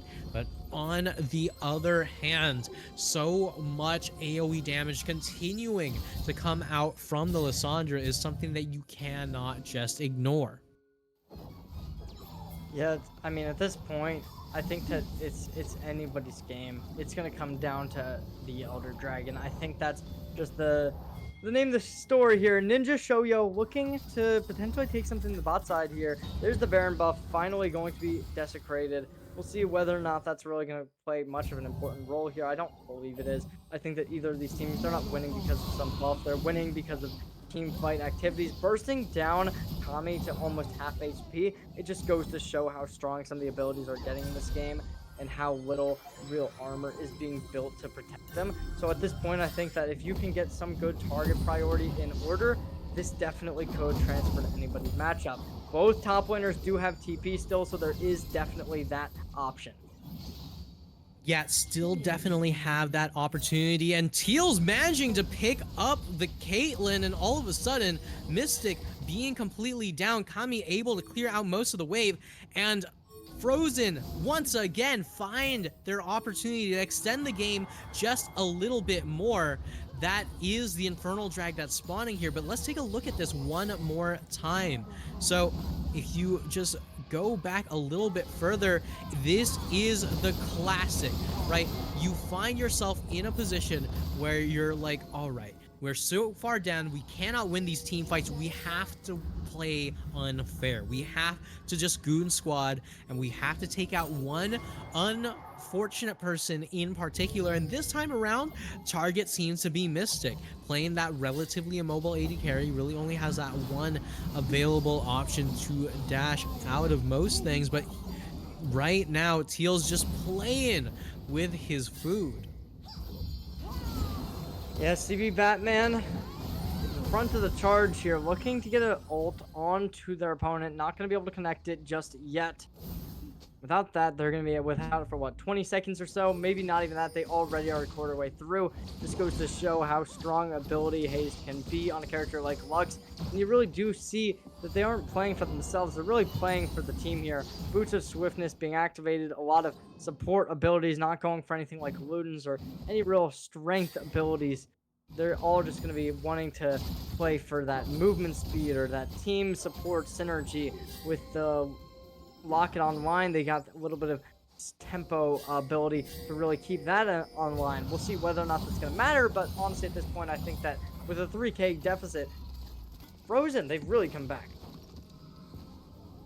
Yeah, Frozen right now have found their way to slowly claw their way back into the game despite not having the soul, despite not having the early tempo, but instead what they do have is that gold lead. They might not have a single dragon to their name, they might not have any void grubs to any outside of one void grub to their name, but the infernal not infernal, the elder drag now being picked up means a huge deal to Iridescent Dawn Frozen, as now they poise to try to make use of this buff.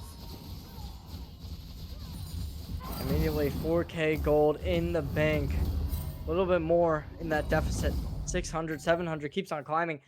At this point, you kind of got to wonder what's real, like, is this even enough? Because we've seen them up in gold leads before and they've lost the fights. Pushing down in the mid tower here. We see the Aatrox over at top. Lissandra a little bit lower.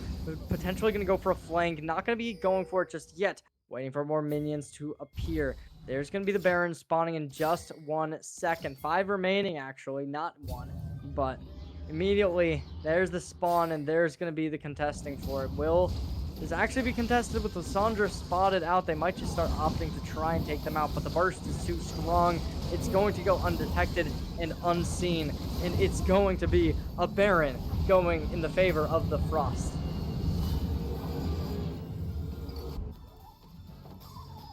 All right, but here we go as Ignite right now, the later and later that we get into this game, right, the closer and closer that we get to that 80,000 gold point is when the gold leads themselves stop really mattering, right? Where everyone gets closer and closer to those 6 items.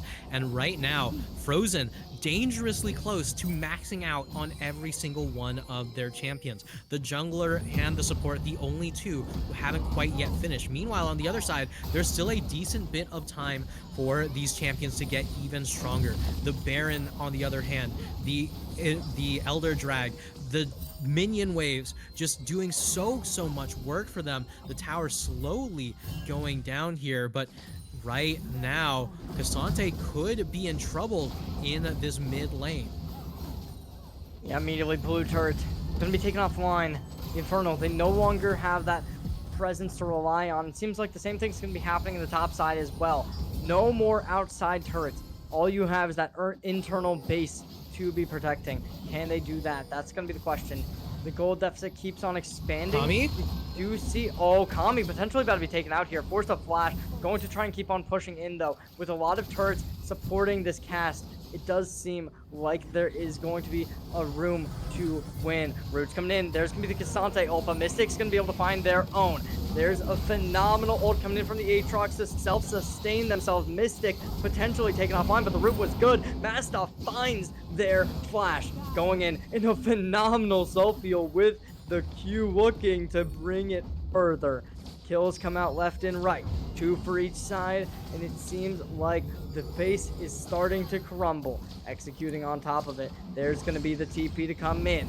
Sante looking to get pressure. There's going to be some more damage coming in as well, and the blue side keeps on falling. Yeah, the blue side continues to fall. The mid inhib is down. The top inhib tower is down. And I don't know how they're doing it, but Frozen still find a way to put themselves into a winning position against the Mountain Soul buffed up team of Iridescent Dawn Ignite. I mean, that last fight was just so unbelievably close as, you know, Mystic just kind of went a little bit further forward and said, all right, you know what? I am absolutely going to be able to trade for this at the very least. I will be able to kill the Sivir and will be in a great spot then. But right at the end, Masuf comes on in, make sure that that is a trade for the Sivir, not just a 1-for-0. Has to burn the flash to make it happen, but man, is it spooky, but not as spooky as this potential final fight. Oh, Rigor is going to be the first one to engage. There's going to be Leona coming on in. Immediately, Rigor at half HP, going to get taken on flying, looking like it. But it's going to be an engage coming in from the Cassante, dashing right on in. Volatile as they are, they're still going to be able to find damage. Self-heal comes in. First kill going to be on Rigor. Joe be able to connect that. It's going to be Mastoop taking down CB Batman. And it's a 3v5 situation. Damage coming in, but it just doesn't matter. IDF keeps their stride. Yeah, it's a 3v5 scenario, but the three who are up are three huge carries that have not taken a single point of damage throughout the fight. So in the meantime, Frozen decide, all right, well, we're not going to be looking to fight as we are. We're just going to go over to the Elder Drag. We're going to make sure to pick up as much as we can here, and there it is, a tad bit of extra damage. Any one of these big fights could immediately end the game the moment that it turns into an ace for either team. Remember when you were saying that we were going to be seeing a map 4 like 20 minutes ago? I was saying that it was probably going to happen into the game. Oh my lord, this game is going to be forever. Yeah, let's see if we can see a 1-hour game here. Oh boy, please no. But yeah, I mean, either way, it's honestly incredible to see just how resilient Iridescent Dawn Frozen has been. I mean, they're coming into this technically the lower seed, but as far as I can tell, they have been on an absolute hot streak lately. So right now, I'd say that this team is well poised to win the game. The Elder Drag is still available for the squad. The Baron's not up just yet. CB Batman walking up a little bit far, but no AD carry to shred the Cassante just yet. Looks like we might be seeing the final fight of the game come into fruition. Mid tower completely dissolved. Nobody's even going to try and push into that side. Instead, next inhibitor taken offline in the top side. Aatrox is still in the bot lane, however, with the Lux taking offline the minions. It just seems like that's not going to be an available pushing side either. And instead, the Baron's going to be the next power play here. And with the Baron taken down, which does seem to be all but inevitable for this IDF roster, I mean, I don't even know if this is going to be enough, because they've taken objective after objective, and they still haven't been able to crack the code. There's going to be the ult coming in from the Lux, not going to be able to connect, looking to back immediately off. Asuf taking a little bit of damage, instantly going to heal it back though. It's not going to be the end of the world whatsoever. Up towards the bot side, we do see some problems. All right, Elder Drake is still available for just a little bit longer. Joby in a little bit of trouble here, but they're pushing into the base, potentially for the last time. Oh, the last potential. There's going to be the ult coming in from... Oh, not even yet. We do see the damage coming in, though. Will Masuf be able to find one of these big plays, one of these strong engagements? That's going to be the question, because that's really what you got to engage on. Joby already at a low HP. You don't want to engage, but there's going to be engagements in anyway. Sun comes through. There's going to be the isolation with the ult. Talia doing a phenomenal job at that. Rigamore's going to go aggressive, trying to find out one, but there's going to be the gold golden. Trying to get more. Masuf finding out the first. Taking down the opposing jungler, trying to get more. Stunning comes in. There's going to be the root involved, and it's going to be the ult coming in. Shut down for the Cassante. Lissandra no longer alive. Mystic going to be able to find the second on to Leona. It's going to be the Aatrox, though, finding so much damage. Masuf taking offline, taking offline another, and it's going to be the Sivir shutting down CB Batman. Despite a 1v2 on the bot side, this was all a mirror play, and it was just a fake out with the real players coming in to the turret, and the turret can't defend. In the end, Masuf on that backline, keeping them far away from the Nexus. As the Nexus falls, Masuf goes unstoppable, and so is Frozen. I mean, it's just an absolute domination. Nobody can contest. Nobody can fight. It was an absolute just desolation in all ends at the end there. Yeah, and it's just so unbelievably crazy seeing just how much these two teams have been able to go back and forth and back and forth. It looked all but sealed away as Ignite managed to pick up the fully completed Mountain Soul, a very, very powerful soul at that. But despite all that, in the end, it is going to be Frozen taking it off of some crazy team fights, off of the Sivir 6-item power spike. And I gotta say, if you can't win with that big of an opportunity for Ignite, that's gotta hurt the mental. But either way, game number 2 is even more of a banger than game number 1 ever could have hoped to be. So don't go anywhere, because if the trend continues, game number 3 is bound to be the bangerest of them all.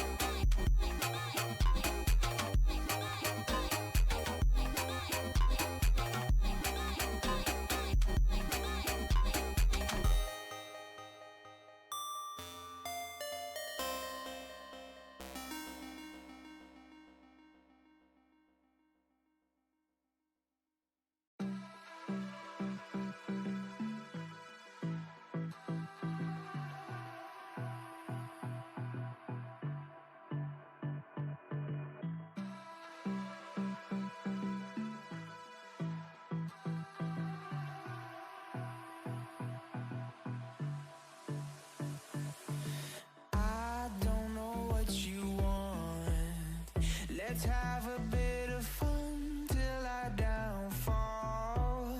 My love, if you feel like I do right now, don't say you're on the run to the other side, my love.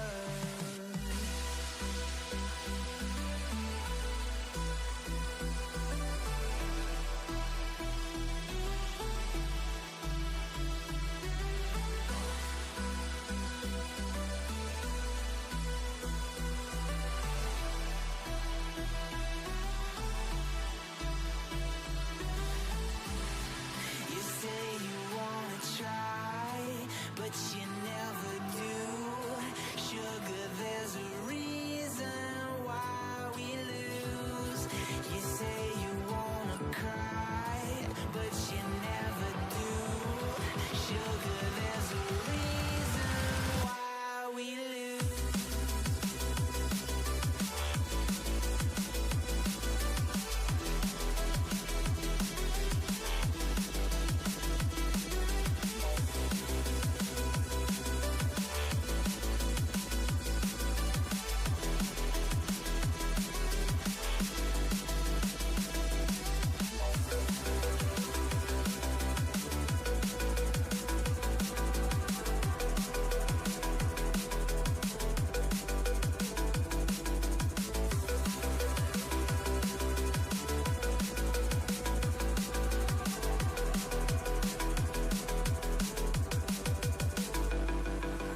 I don't know what you want.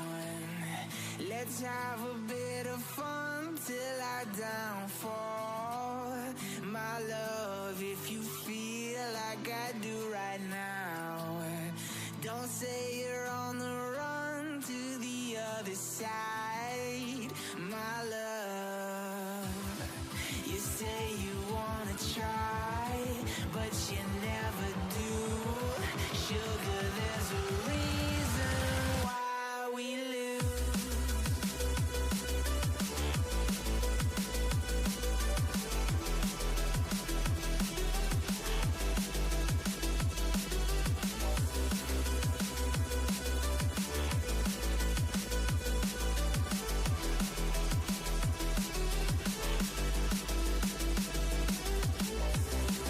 You say you wanna try, but you never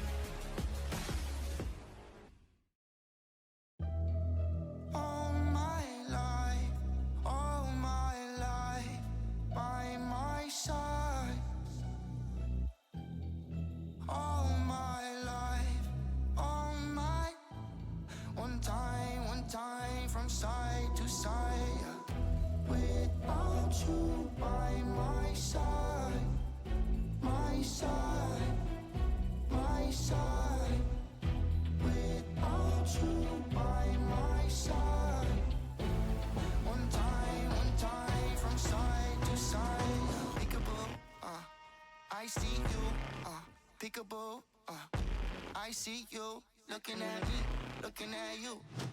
Hold up, where you going? What you doing? Who you seeing? What you need? What you want?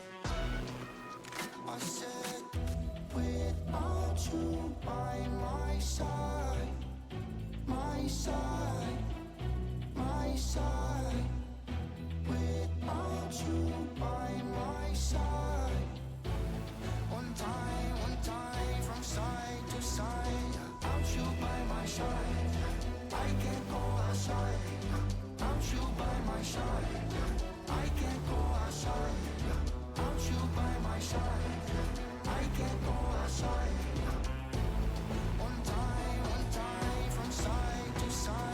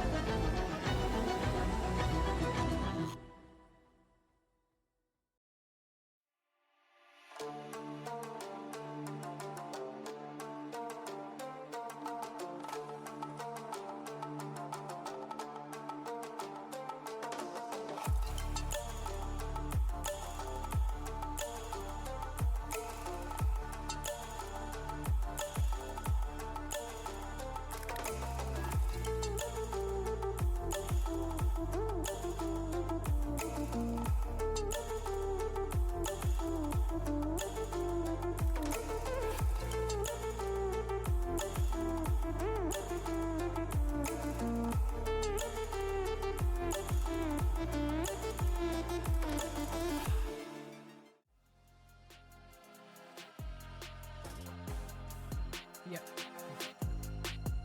Don't get pro comps.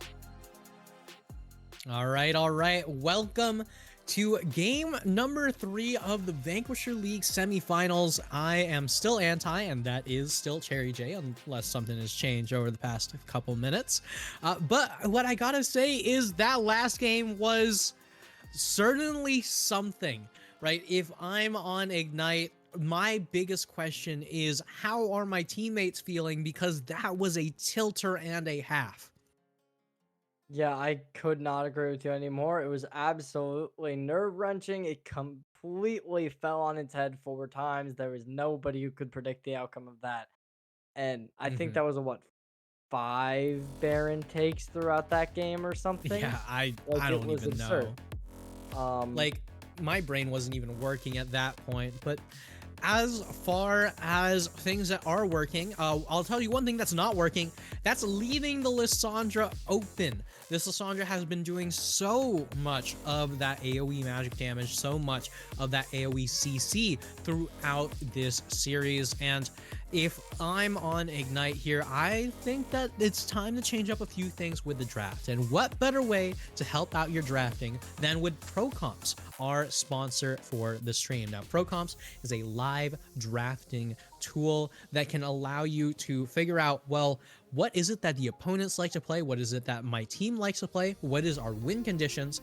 And best of all, with over 200,000 users, you know that this is a reputable source, and it's completely free. I mean, it's completely free. Can you really ask for a lower price? Not reasonably, but you know, we're not going to be the ones paying you to download this. We are just going to give you the opportunity to go ahead and show them some love. But now that we're getting into game number 3 here, we are finally seeing a few changes. That is red side for Iridescent Dawn Ignite. Yeah, they're going to be switching up the sides, which we'll see whether or not that's going to be a correct pick. We're going to be seeing similar things. Instead of banning out Skarner first, they're going to be banning out the Lilia. It literally makes no difference. Just going to be the order in which they do things.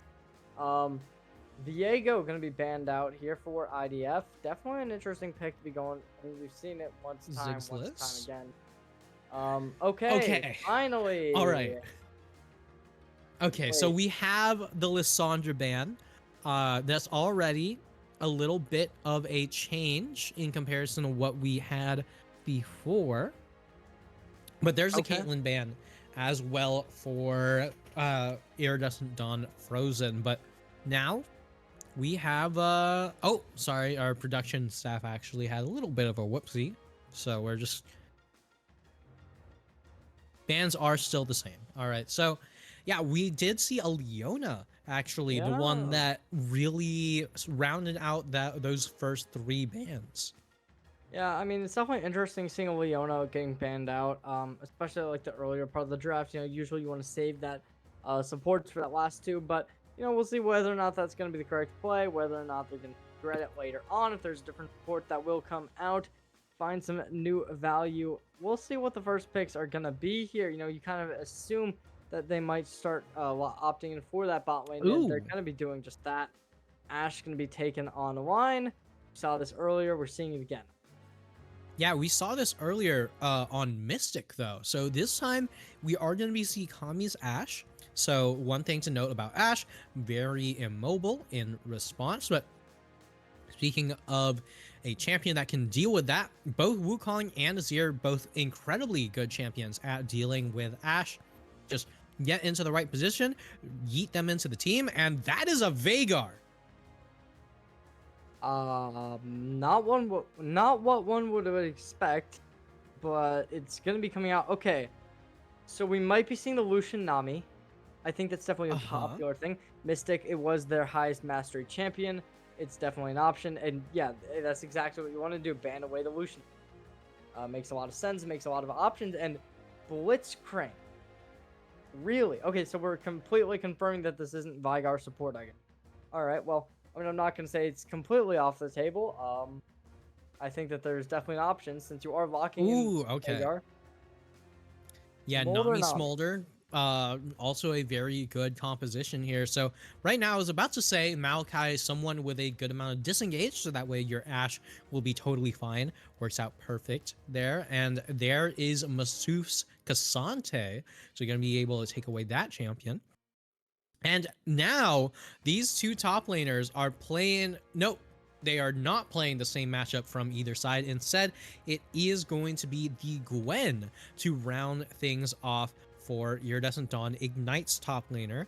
So it's not going to be that Aatrox Cassante matchup. It's just going to be the snip snip on the other side.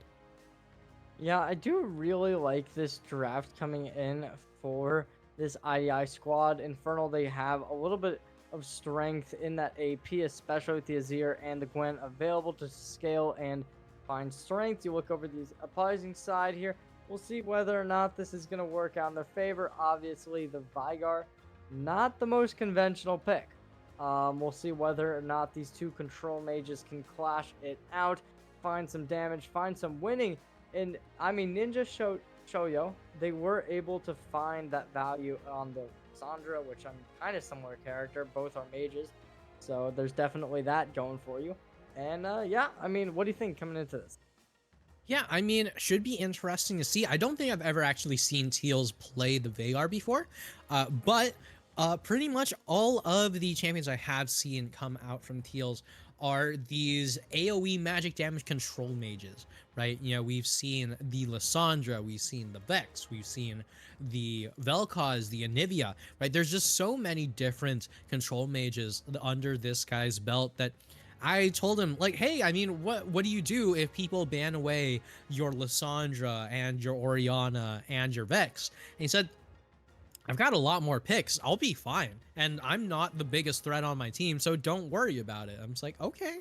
I mean, should be interesting to see, but clearly the Lissandra is a big enough threat that it is taken off the table here. So we're going to have to see what things do turn into once we are on the Rift. Yeah, we're heading in match point.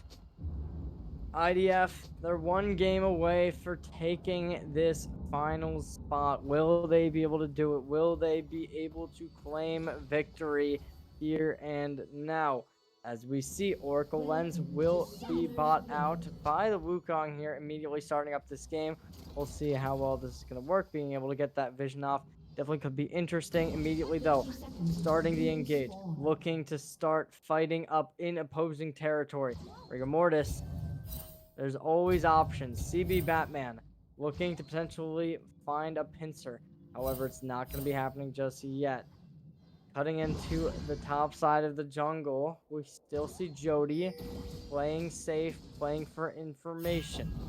Rigor just taking a little bit of early damage, not enough to be worried about, and it's just going to be the entire team backing off. Nobody wants to play too aggressive. Nobody wants to play it too self-centered. The Ashe is potentially going to be able to catch out some of their opponents up towards bot side here. A little bit of damage coming onto Kami.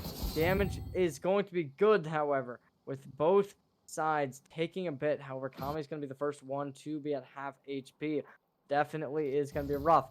As we see, though, up towards the mid lane, the Vigar taking damage left and right onto their opponents. Definitely going to be giving proficient abilities in there. Yeah, but either way, it's just going to be the concentrating all across the map. Bone Plating coming in clutch here for CB Batman. This might be a very aggressive level 1 between these two. Yeah, 100%. It looks like Masuf wants to do something over there, but it doesn't seem like there's any real possibilities to get through those cutting scissors that do so much damage when you're at that close range. Masuf has to play their distance. CB Batman trying to get an aggressive, looking to potentially win out on the lane like they did in the previous game. However, Masuf has different plans in mind. Able to keep up pressure. 3v3 on the minions. Let's see if they're going to be able to take this win. Damage coming in, able to hit the first Q, getting the auto attack with it, going to be forced to back up. Still though, not hitting the empowered Q is going to be rough. It's going to definitely cause a little bit of distress since you're no longer in that really proficient wave economy. They are up on CS for Masuf. We'll see if they're going to be able to maintain that. We go over to the jungle here. We do see a little bit of damage coming into the jungle here. Joby able to completely collect the Raptors. And there is going to be some notability on opposing sides.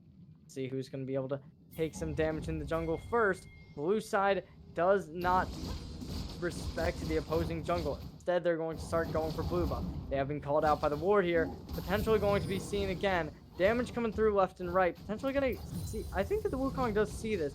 But will the smite come out in time? That's going to be the question. Immediately it does. Oh! That's going to be really good for Joby. Yeah, Oh, but damage look coming up right though. here. Oh, Mystic forced to flash. Joby going to be using their flash as well. It does seem like a big scuffle is going to be in order. There's going to be the cage coming out as well. Kami forced to back up. No HP remaining. Smolder in the back line. Diving through on the flank. It's going to be IDI to take this first blood and take a second with it. No trades in play. And instead, Rigor Mortis going to try and play aggressive, but not going to find anything. And it's similar to last game. IDF in a back foot already. Yeah, and Frozen now on the back foot. First blood going over to Blazing Cake's Azir. And this is the Azir that was continually denied from him over and over and over again. And in the end, it's just doing so much work already. Just a few more minions away to be able to afford a fully completed Lost Chapter on that back. And that is a huge amount of acceleration for a champion you do not want to be accelerated if you are looking for Frozen's Game 3 finish. Yeah, that's very true. It does seem like a gank towards the top side is going to be inevitable here. Taking the cannon minion, forced to back off, though Joby not going to play engaging just yet. Potentially going to go over towards the mid lane just a couple of seconds here. That is always going to be an option that you do have in your pocket if that so does need to be coming out. CB Batman taking a little bit of damage, force away from their minions. The gold, it's not in an unmanageable spot. 1k difference here. Sheen's going to be bought out by the Wukong. But it's not going to be too bad. We do see the wand coming out. No Lost Chapter, which is not what we kind of assumed. But it does seem like another kill is going to be in order. It's the Gwen and the Wukong both ganging up. Rigor Mortis able to slay their opponent. Bringing a third kill. IDF. I mean, at this point, you're kind of just down everything. You got to start playing defensive. You can't be allowing this type of engagement to be taking place each and every game. Yeah, I mean, it's definitely a rough spot to find yourself in. And on top of that, this time around, Ignite are the team that have the scaling. Ignite are the team that have the Smolder, that have the Azir, and that have the Gwen. These champions that scale into unbelievable team fight monsters. And this time, Frozen are not playing the Sivir. They're not playing those champions with the 6-item power spikes. They're playing, champions that have relatively strong mid games because of the pick potential on Ashe's ultimate, because of the ability to just blow up one person with the Vigar. But in the end, the big question is just how much is it going to really matter, right? The Smolder can get as many farms up stacks as he wants, but if the Vagar just walks up and slams him with a Primordial Burst, it does not matter. Yeah, it does seem like IDF, they've realized that they gotta be playing for scaling here. Not gonna make the same mistakes they made last time. They're gonna get this dragon. And we'll see what they're gonna be able to do with it from here. Ocean Drake taken down. Next up's gonna be the Mountain Soul in 5 minutes. We'll see whether or not they're gonna be able to collect on that. Immediately though, you look over at the Grubs. It has been traded out. Grubs for the Drake, which I mean, I don't love, because I think that there's a lot more team fighting potential in this squad, unlike what we have seen in past games where there's been a lot more just kind of like you can play those independent lanes. Oh. Immediately, great ultimates coming through. Ninja Shoyo taking down Blazing King with the support of their Talia. Great team and great general fortitude. Let's see whether or not they're going to be able to come back off this. Only a little bit of a deficit in the gold now, which I do gotta really give props for. Yeah, I mean, that all started off with a beautifully placed baby cage into the Weaver's Wall follow-up from Joby. I mean, that's one of those moments where you wouldn't have seen that a couple weeks ago. Right? These teams are continually evolving, and Frozen as a team have gotten so much better at playing around Teals' champion picks, playing around these picks that set up for these ganks exceedingly well. But in the end, Joby on the wrong side of the map here, just not going to be able to get out whatsoever, looking for an execute of some kind, but it's almost guaranteed to not happen. Yeah, immediately going in. Blazing Cake able to find out Joby, doing a great job while doing so. We go over to the top side of the map. Level 6 is being hit for both sides. Going all out, looking to get more. Matic deciding to play aggressive here. Going to get more and more and more. Airborne comes out, and it's Masuf to take the kill. Solo killing on the top lane. Yeah, in the end, the Gwen with no mana left is not going to be able to do much, but another fight in the bot lane, flash for flash, and here comes Kami. The drink is here, double kill to the Ashe, and I cannot believe it, but we've already tied up the scores off of what was initially a disastrously rough start for Frozen. And it's not even just that, it's just generally like the gold lead has started being exponential with a 900 gold lead, 15k versus 14.2. It's really looking like IDI needs to change up the playstyle, and not looking like they have a great way of doing so. We're looking over at the Frozen squad over here, and they have that Drake. They're looking to play for a second one potentially. With it coming in 2 minutes, that definitely would be a good objective to play toward. Grubs is going to be the same thing, but it's coming in just under 1. We'll see which team is going to be the first one to the punch. Does seem, however, like the IDF Frozen squad would definitely have that potential to do more. Kurt's going to hit the first. Mom's going to get pulled out, but it does seem like Mystic potentially about to be found out completely, and the answer is going to be yes. Kami demolishing them with the volley of the arrows, and it's gonna be the lead in the kills going over to IDF.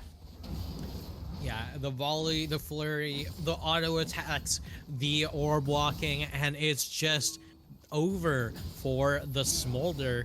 And in the end, this bot lane is slowly starting to pull ahead. That's a BF sword on Kami already. That should be a fully completed Yuntal on the next back, if I am not mistaken here. But in the end, top lane still going to be insanely volatile. There is enough mana available for the Gwen this time, but we're still getting a full-on fight. Yeah, there's going to be going all out. CV Batman, can they get out? Flash gets activated, looking to keep on engaging. Minions are going to start hitting them, but the minions don't do anything to Masu, who will be that shining star. Jovi going to find out Mystic once more. The gold shutdown for that is going to be non-existent at this point.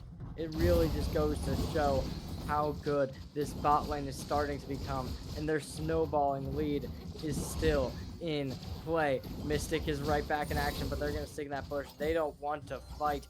They know what they need to do, and it's to wait. Yeah, but look at this replay. It was from all the way downtown. The beautiful teamwork from everyone involved, whether it be Talia's seismic shove, whether it be enchanted crystal arrow, whether it be a flash twisted advance.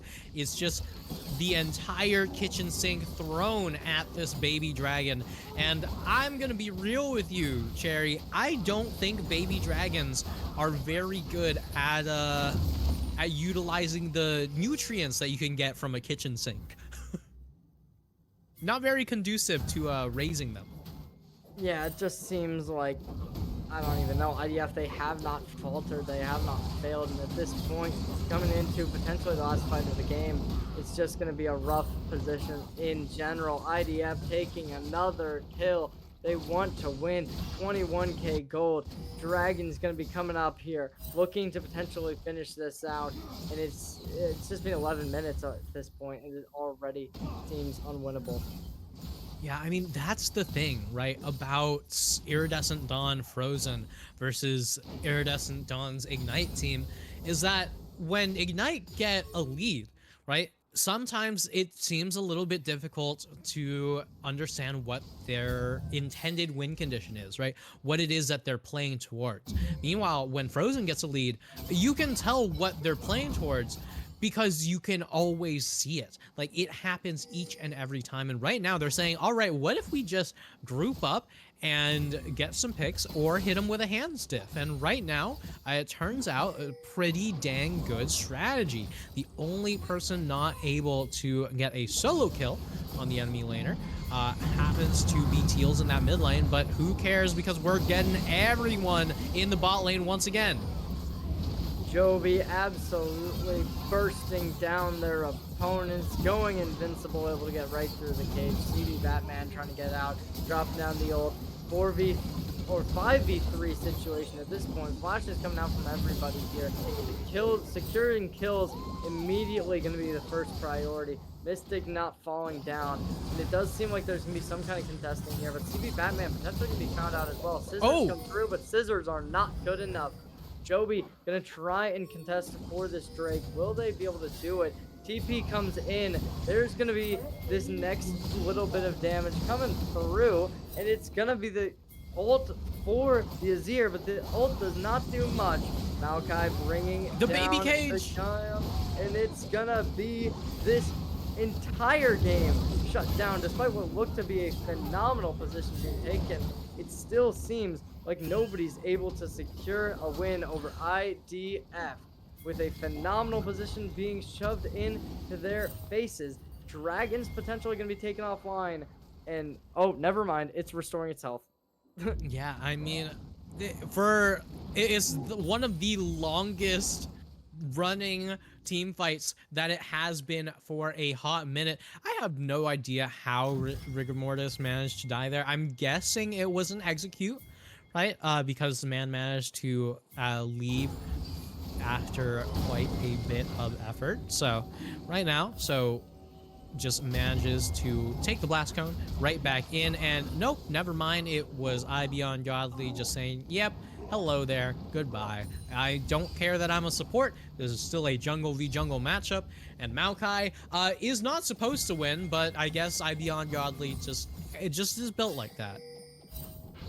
Yeah, it's 12-8. Root's gonna come out immediately. Continue? Everyone, they're stunning in place, and it's just an absolute massacre. Masuf able to take another kill onto Mystic, and at this point, Mystic. What's he? Okay, 0 and 4. Honestly, Mystics not as bad down as how I thought it was. 60 CS.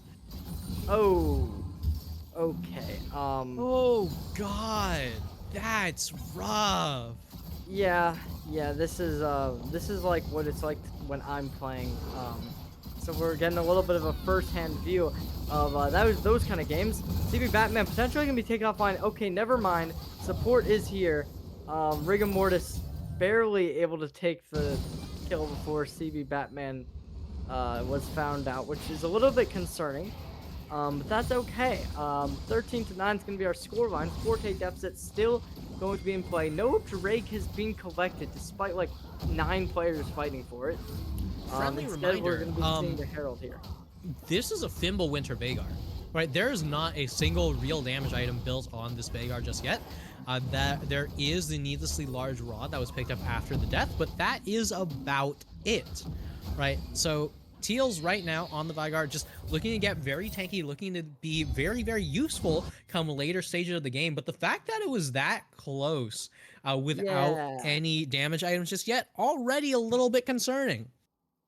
Well, I think you might be wrong there because I don't think it's a little bit concerning as much as it is a lot of bit concerning. But that's okay. You know, we're gonna be seeing if there's any type of comeback because, as we know after game 2, despite leads looking secure, we don't ever actually know. Oh, Mystic, no. No, Oh not God, another one oh of God, these the on Mystic. disrespect. No. No, Oh, Mystic, no. no. They're not even gonna try and evade the turret by going behind. They're going just okay. Well, I think that Masuf mean- might be getting I think Masuf forgot about the fact they were 0 and 3 last game. Not gonna lie to you. Yeah, I don't know. Like, there's a few different ways how to deal with Smolder scaling. Way number 1 is to end the game before Smolder can scale. Way number 2, apparently, is make sure Smolder never gets to touch the wave. Yeah. It seems to be pretty dang effective, but right now, looking at live, we're just gonna have to see what things do transform into, because this is a very substantial lead for Iridescent Dawn Frozen. But the big question is, can they actually push their lead? We've seen them push their lead again and again, but every now and then we see them slip up. We see the other team make use of those slip ups, and man, I gotta say, a lot of these shutdowns are looking very, very tasty. Yeah, that is very true, especially if you're able to kill the Cassante here. That could be really powerful in expanding some kind of lead, especially if you're able to allow that Smolder to get the kill, get them back into the game. Definitely could be really helpful. We're going to be seeing Rigor Mortis potentially able to find out the Smolder, or not Smolder, sorry, Ligar here. We'll see if that's even an option. It doesn't seem like that is going to be one that, at least not one that they're very prepared to make. So instead, they're going to start opting in towards the bot side of the jungle of the top side and going to try and play by the river. Now, we look at that and we're seeing a lot of players starting to stack over here. At least 3. There is going to be that flank coming in, not able to hit the arrow, diving on in. 3v4 situation. This does look really bad. Ult's coming through from each side. Big wave coming in. Nami ult's going to find something, but not going to be enough. First couple kills come through, trading out the support for the jungler here, TPing onto the tower, able to get backwards. It's going to be a smite to try and slow your opponents, but the slow is not enough. It's Masuf to follow, though. Unstoppable comes through. No kills have been secured way. yet. Summoning the Rift Herald. They want to invest and they want to find, but they're not going to be able to do any of that. Masuf comes away unpunished. Yeah, Oh, but the engage is still coming. Oh no! Oh no! Team fight after team fight, forcing the flash. It looks impossible. It looks amazing though. There's gonna be the shutdown coming down onto the jungler. Looking like Masuf wants to come back off the TP. Ninja Shoyo gonna be the one to find Blazing, and it just seems like this double engage just completely went out of control for IDI. I have no words. That entire fight started with Masuf solo engaging against 3 in the middle of tier 1 and tier 2 turrets. I have never seen a Cassante this unbelievably unstoppable post nerfs before 20 minutes. I genuinely don't understand. How does a man walk up and get away with murder? But in the end, the tower is going to be going down. Quite a few kills are going to be going over. And the Cassante still hasn't found a way to truly die. Yeah, I mean, at this point, 17 to 10. It looks impossible to come back from. 20 minutes into the game, Baron's going to be spawning out.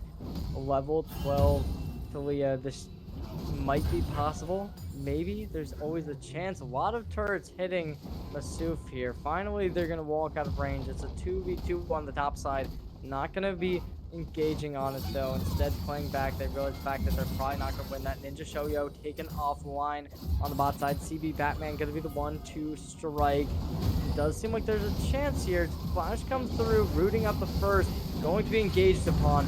It does seem like there's going to be a little bit of a faltering play, and it's definitely looking like there's a good chance IDI can come back into this game. But Masuf, no. They don't. Oh Right? my Okay, god. they find one. They're going unstoppable. They want more, but it's not going to be enough. They finally get shut down. Yeah, the enchanted crystal arrow from downtown to make sure that Mystic still doesn't have a way how to play the game there. But in the end, Masuf is going to be going down. Another fight breaks out in the mid lane. The Cyclone goes crazy, does a lot of damage. Joby also nearly going down, but the flash forward off of the TP and Ninja Shoyo is here. Teals does still have the ultimate, but does not elect to burn it just yet. I'm not sure if the man's actually finished the death cap just yet, but has quite a decent bit more damage. All right, so I gotta see, how much AP is Teals actually sitting on?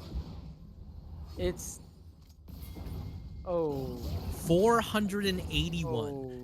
A single AP item, and Teals right now just gonna be walking on out with this surprisingly tanky Vigar. Yeah, this is a game. That's definitely a way to put it. We're gonna be seeing the Vigar going in for more here, caging up Batman. Not gonna find much. Immediately though, flank comes through, double knock up, going to be pushing them away. Stun comes through onto the clone, not gonna be able to find much. Stun's gonna be there onto the Azir. Damage involved, not gonna be able to secure the kill just yet. Stun's gonna be down onto the Gwen. TV Batman still alive and kicking though. Ninja Shoyo gonna be the one to finish off the kill. 20 to 14, still gonna be the kill line, and still picking up the kills is going to allow them to keep up this pressure. Yeah, they are going to be able to keep up this pressure, and they're going to be able to turn that into yet another dragon. Soul point available for them now come 23 minutes in as the Chemtech Drake is going down. Extra shield and heal power for the team.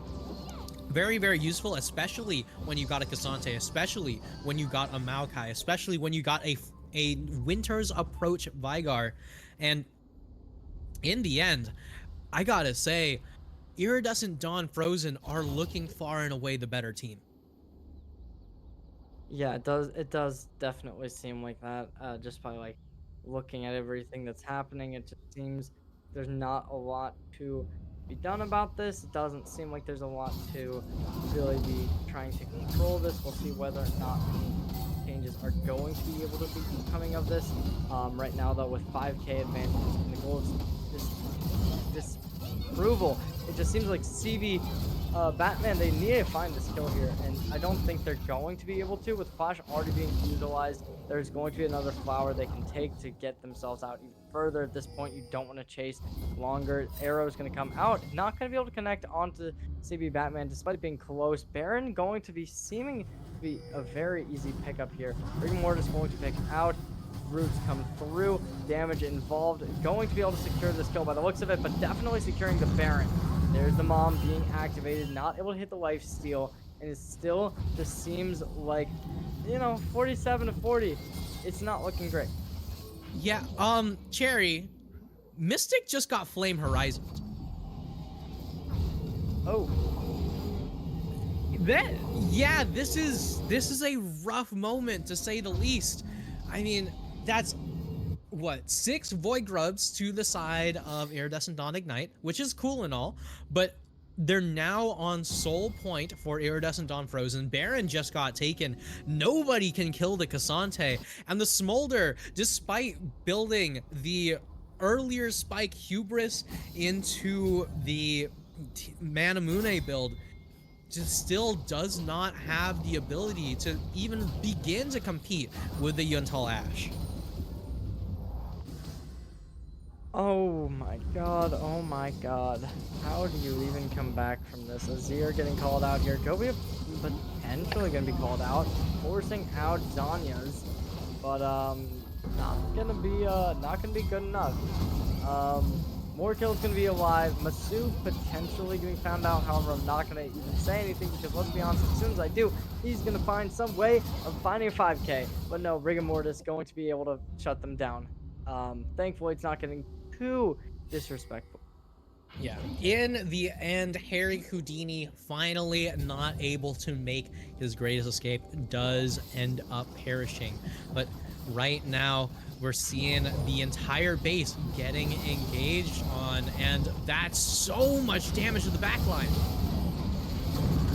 Oh, Mom's gonna come out, not gonna be able to connect onto anybody. There's gonna be ult coming in from the Talia. There's a lot of aggression coming in with the Ashe finding a 2k though, and the Vigar as well going to be able to really control the battlefield. It really does go to show how much IDF has been improving. And right now, with one more push into the base, it's just going to be hit after hit after hit by this cannon minion. You got Joby and Ibeon Godly just walking up to try to make sure to make as much use of this as possible. In the meantime, Masuf and Teals teleporting into that bot lane, just making use of this Baron all across the map, destroying even more turrets, increasing their gold lead by even more. And I gotta say, Cherry, I feel like a fool for saying that there was guaranteed gonna be a game 4, because this is a massacre. Yeah, I mean, it does seem very unlikely at this point. 10k gold deficit, 3 Drakes already, looking to get a 5th. Or 4th, sorry, with 46 seconds on the clock. That's all they're going to really have to wait for until that next soul is going to come into play. Obviously, Chemtech, one of the weaker souls in the game, so it's not going to be like that. It's going to be really a must-get factor. However, the Baron definitely would be nice. Since they already got the Baron, it kind of goes to show how little that really matters to either of these teams. That, you know, okay, you got some advantages on your minions. That's not going to really give too much pressure to us to really have to win. We're just going to be able to play our game. We're going to be coming out fine in the end. We look over to the towers, 5 against 4. Both teams are starting to run low on extra escape tools, so it could potentially become a problem later on. And especially that Smolder, as much as we made fun of it for being 7, they are, you know, a scaling character. They do have that chance of potentially going into the later game with some advantages. However, you do have to get there. As we saw earlier, getting there is definitely a possibility with a 48-minute match just concluding. Yeah, I mean, in the end, look at the bottom side jungle for Ignite. The entire thing is just fully taken and lit up, insanely huge for the side of Frozen, as the Chemtech soul does go down. Baron not going to be up for another minute and a half, but this is still a huge turning point for the side of Frozen. Well, I was saying it earlier, right, that for Ignite, the biggest question is, did you mental boom after that last game? And I'm not sure if I could say that they've mental boomed, but at the very least, Iridescent Dawn Frozen have much more composure in this later game. Following the arrow is going to come out. Joby going to be able to find the first. There's the Nami ult to try and get some pressure out. Falling in on the Cassante, taking down the clone. Mom's going to be pulled out. Talia ulting in, isolating some damage.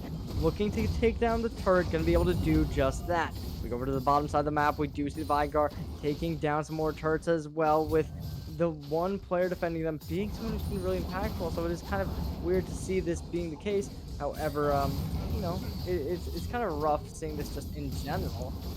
Oh, yeah, but in the end, Teal's eventually gonna go down there. 50 plus seconds on that death timer. That could be quite large for the team. In the meantime, Masuf on that top side, still about as unkillable as possible, but this is a big window for Ignite, as now they don't have to deal with two of the biggest carries on the side of Frozen here.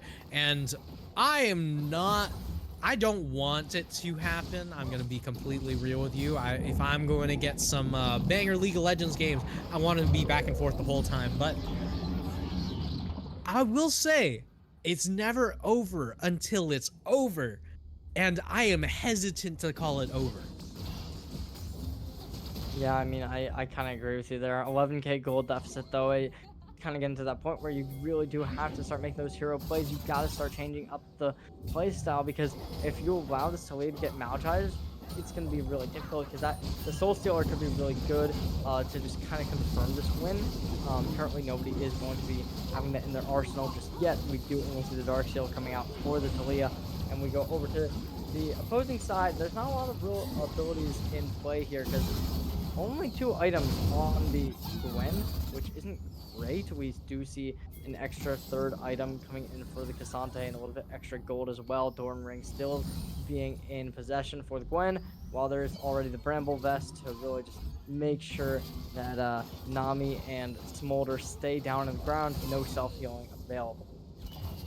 Yeah, absolutely. But right now we've got multiple members walking into the base. Cassante in that top lane, and bot in mid joining forces in the mid lane, and this should be all 3 inhibs going down sooner rather than later here. And Iridescent Dawn Frozen now in the same position that Iridescent Dawn Ignite had found themselves just the last game. But the question here is, how is it that they opt to seal this one out here? Rigor Mortis just keeps on walking forward, keeps on trying to threaten something, anything, but it's so unbelievably difficult in order to stop this unstoppable team. Yeah, Baron's going to be available. There's Mizunami all coming in along with the Mom. Looking to get more. Jovi's going to be able to find 1. Going in with this insane double kill coming in from the Talia. Wanting to get more, making it a triple. It's going to be over with Masu finding Blazing Cake in a final quadra to end off game number 3 in a 3-0 victory. Absolutely dominating in our final map. Yeah, and Iridescent Dawn Frozen, the winners of the Iridescent Dawn Civil War, going to be able to go the full distance. Quarterfinals under their belt, semifinals under their belt, and most importantly, Cherry, both of these sets under their belt without a single game dropped. Each and every time you can see the full resilience of the mental in this team as a whole here. And I gotta say, the fact that they will be moving on to the finals is absolutely insane to watch. But in the end, that will be it from us. I don't know if we're going to be rating the other Titan Esports stream. I mean, I know our production can, really figure that one out for us, but I gotta say, was a pleasure and a half being able to cast with you today, Cherry. 100%, definitely was fun. Had a great time watching these 2 teams clash it out, but that's gonna be it from us. Thank you so much for watching, and stay tuned for the grand finals later on.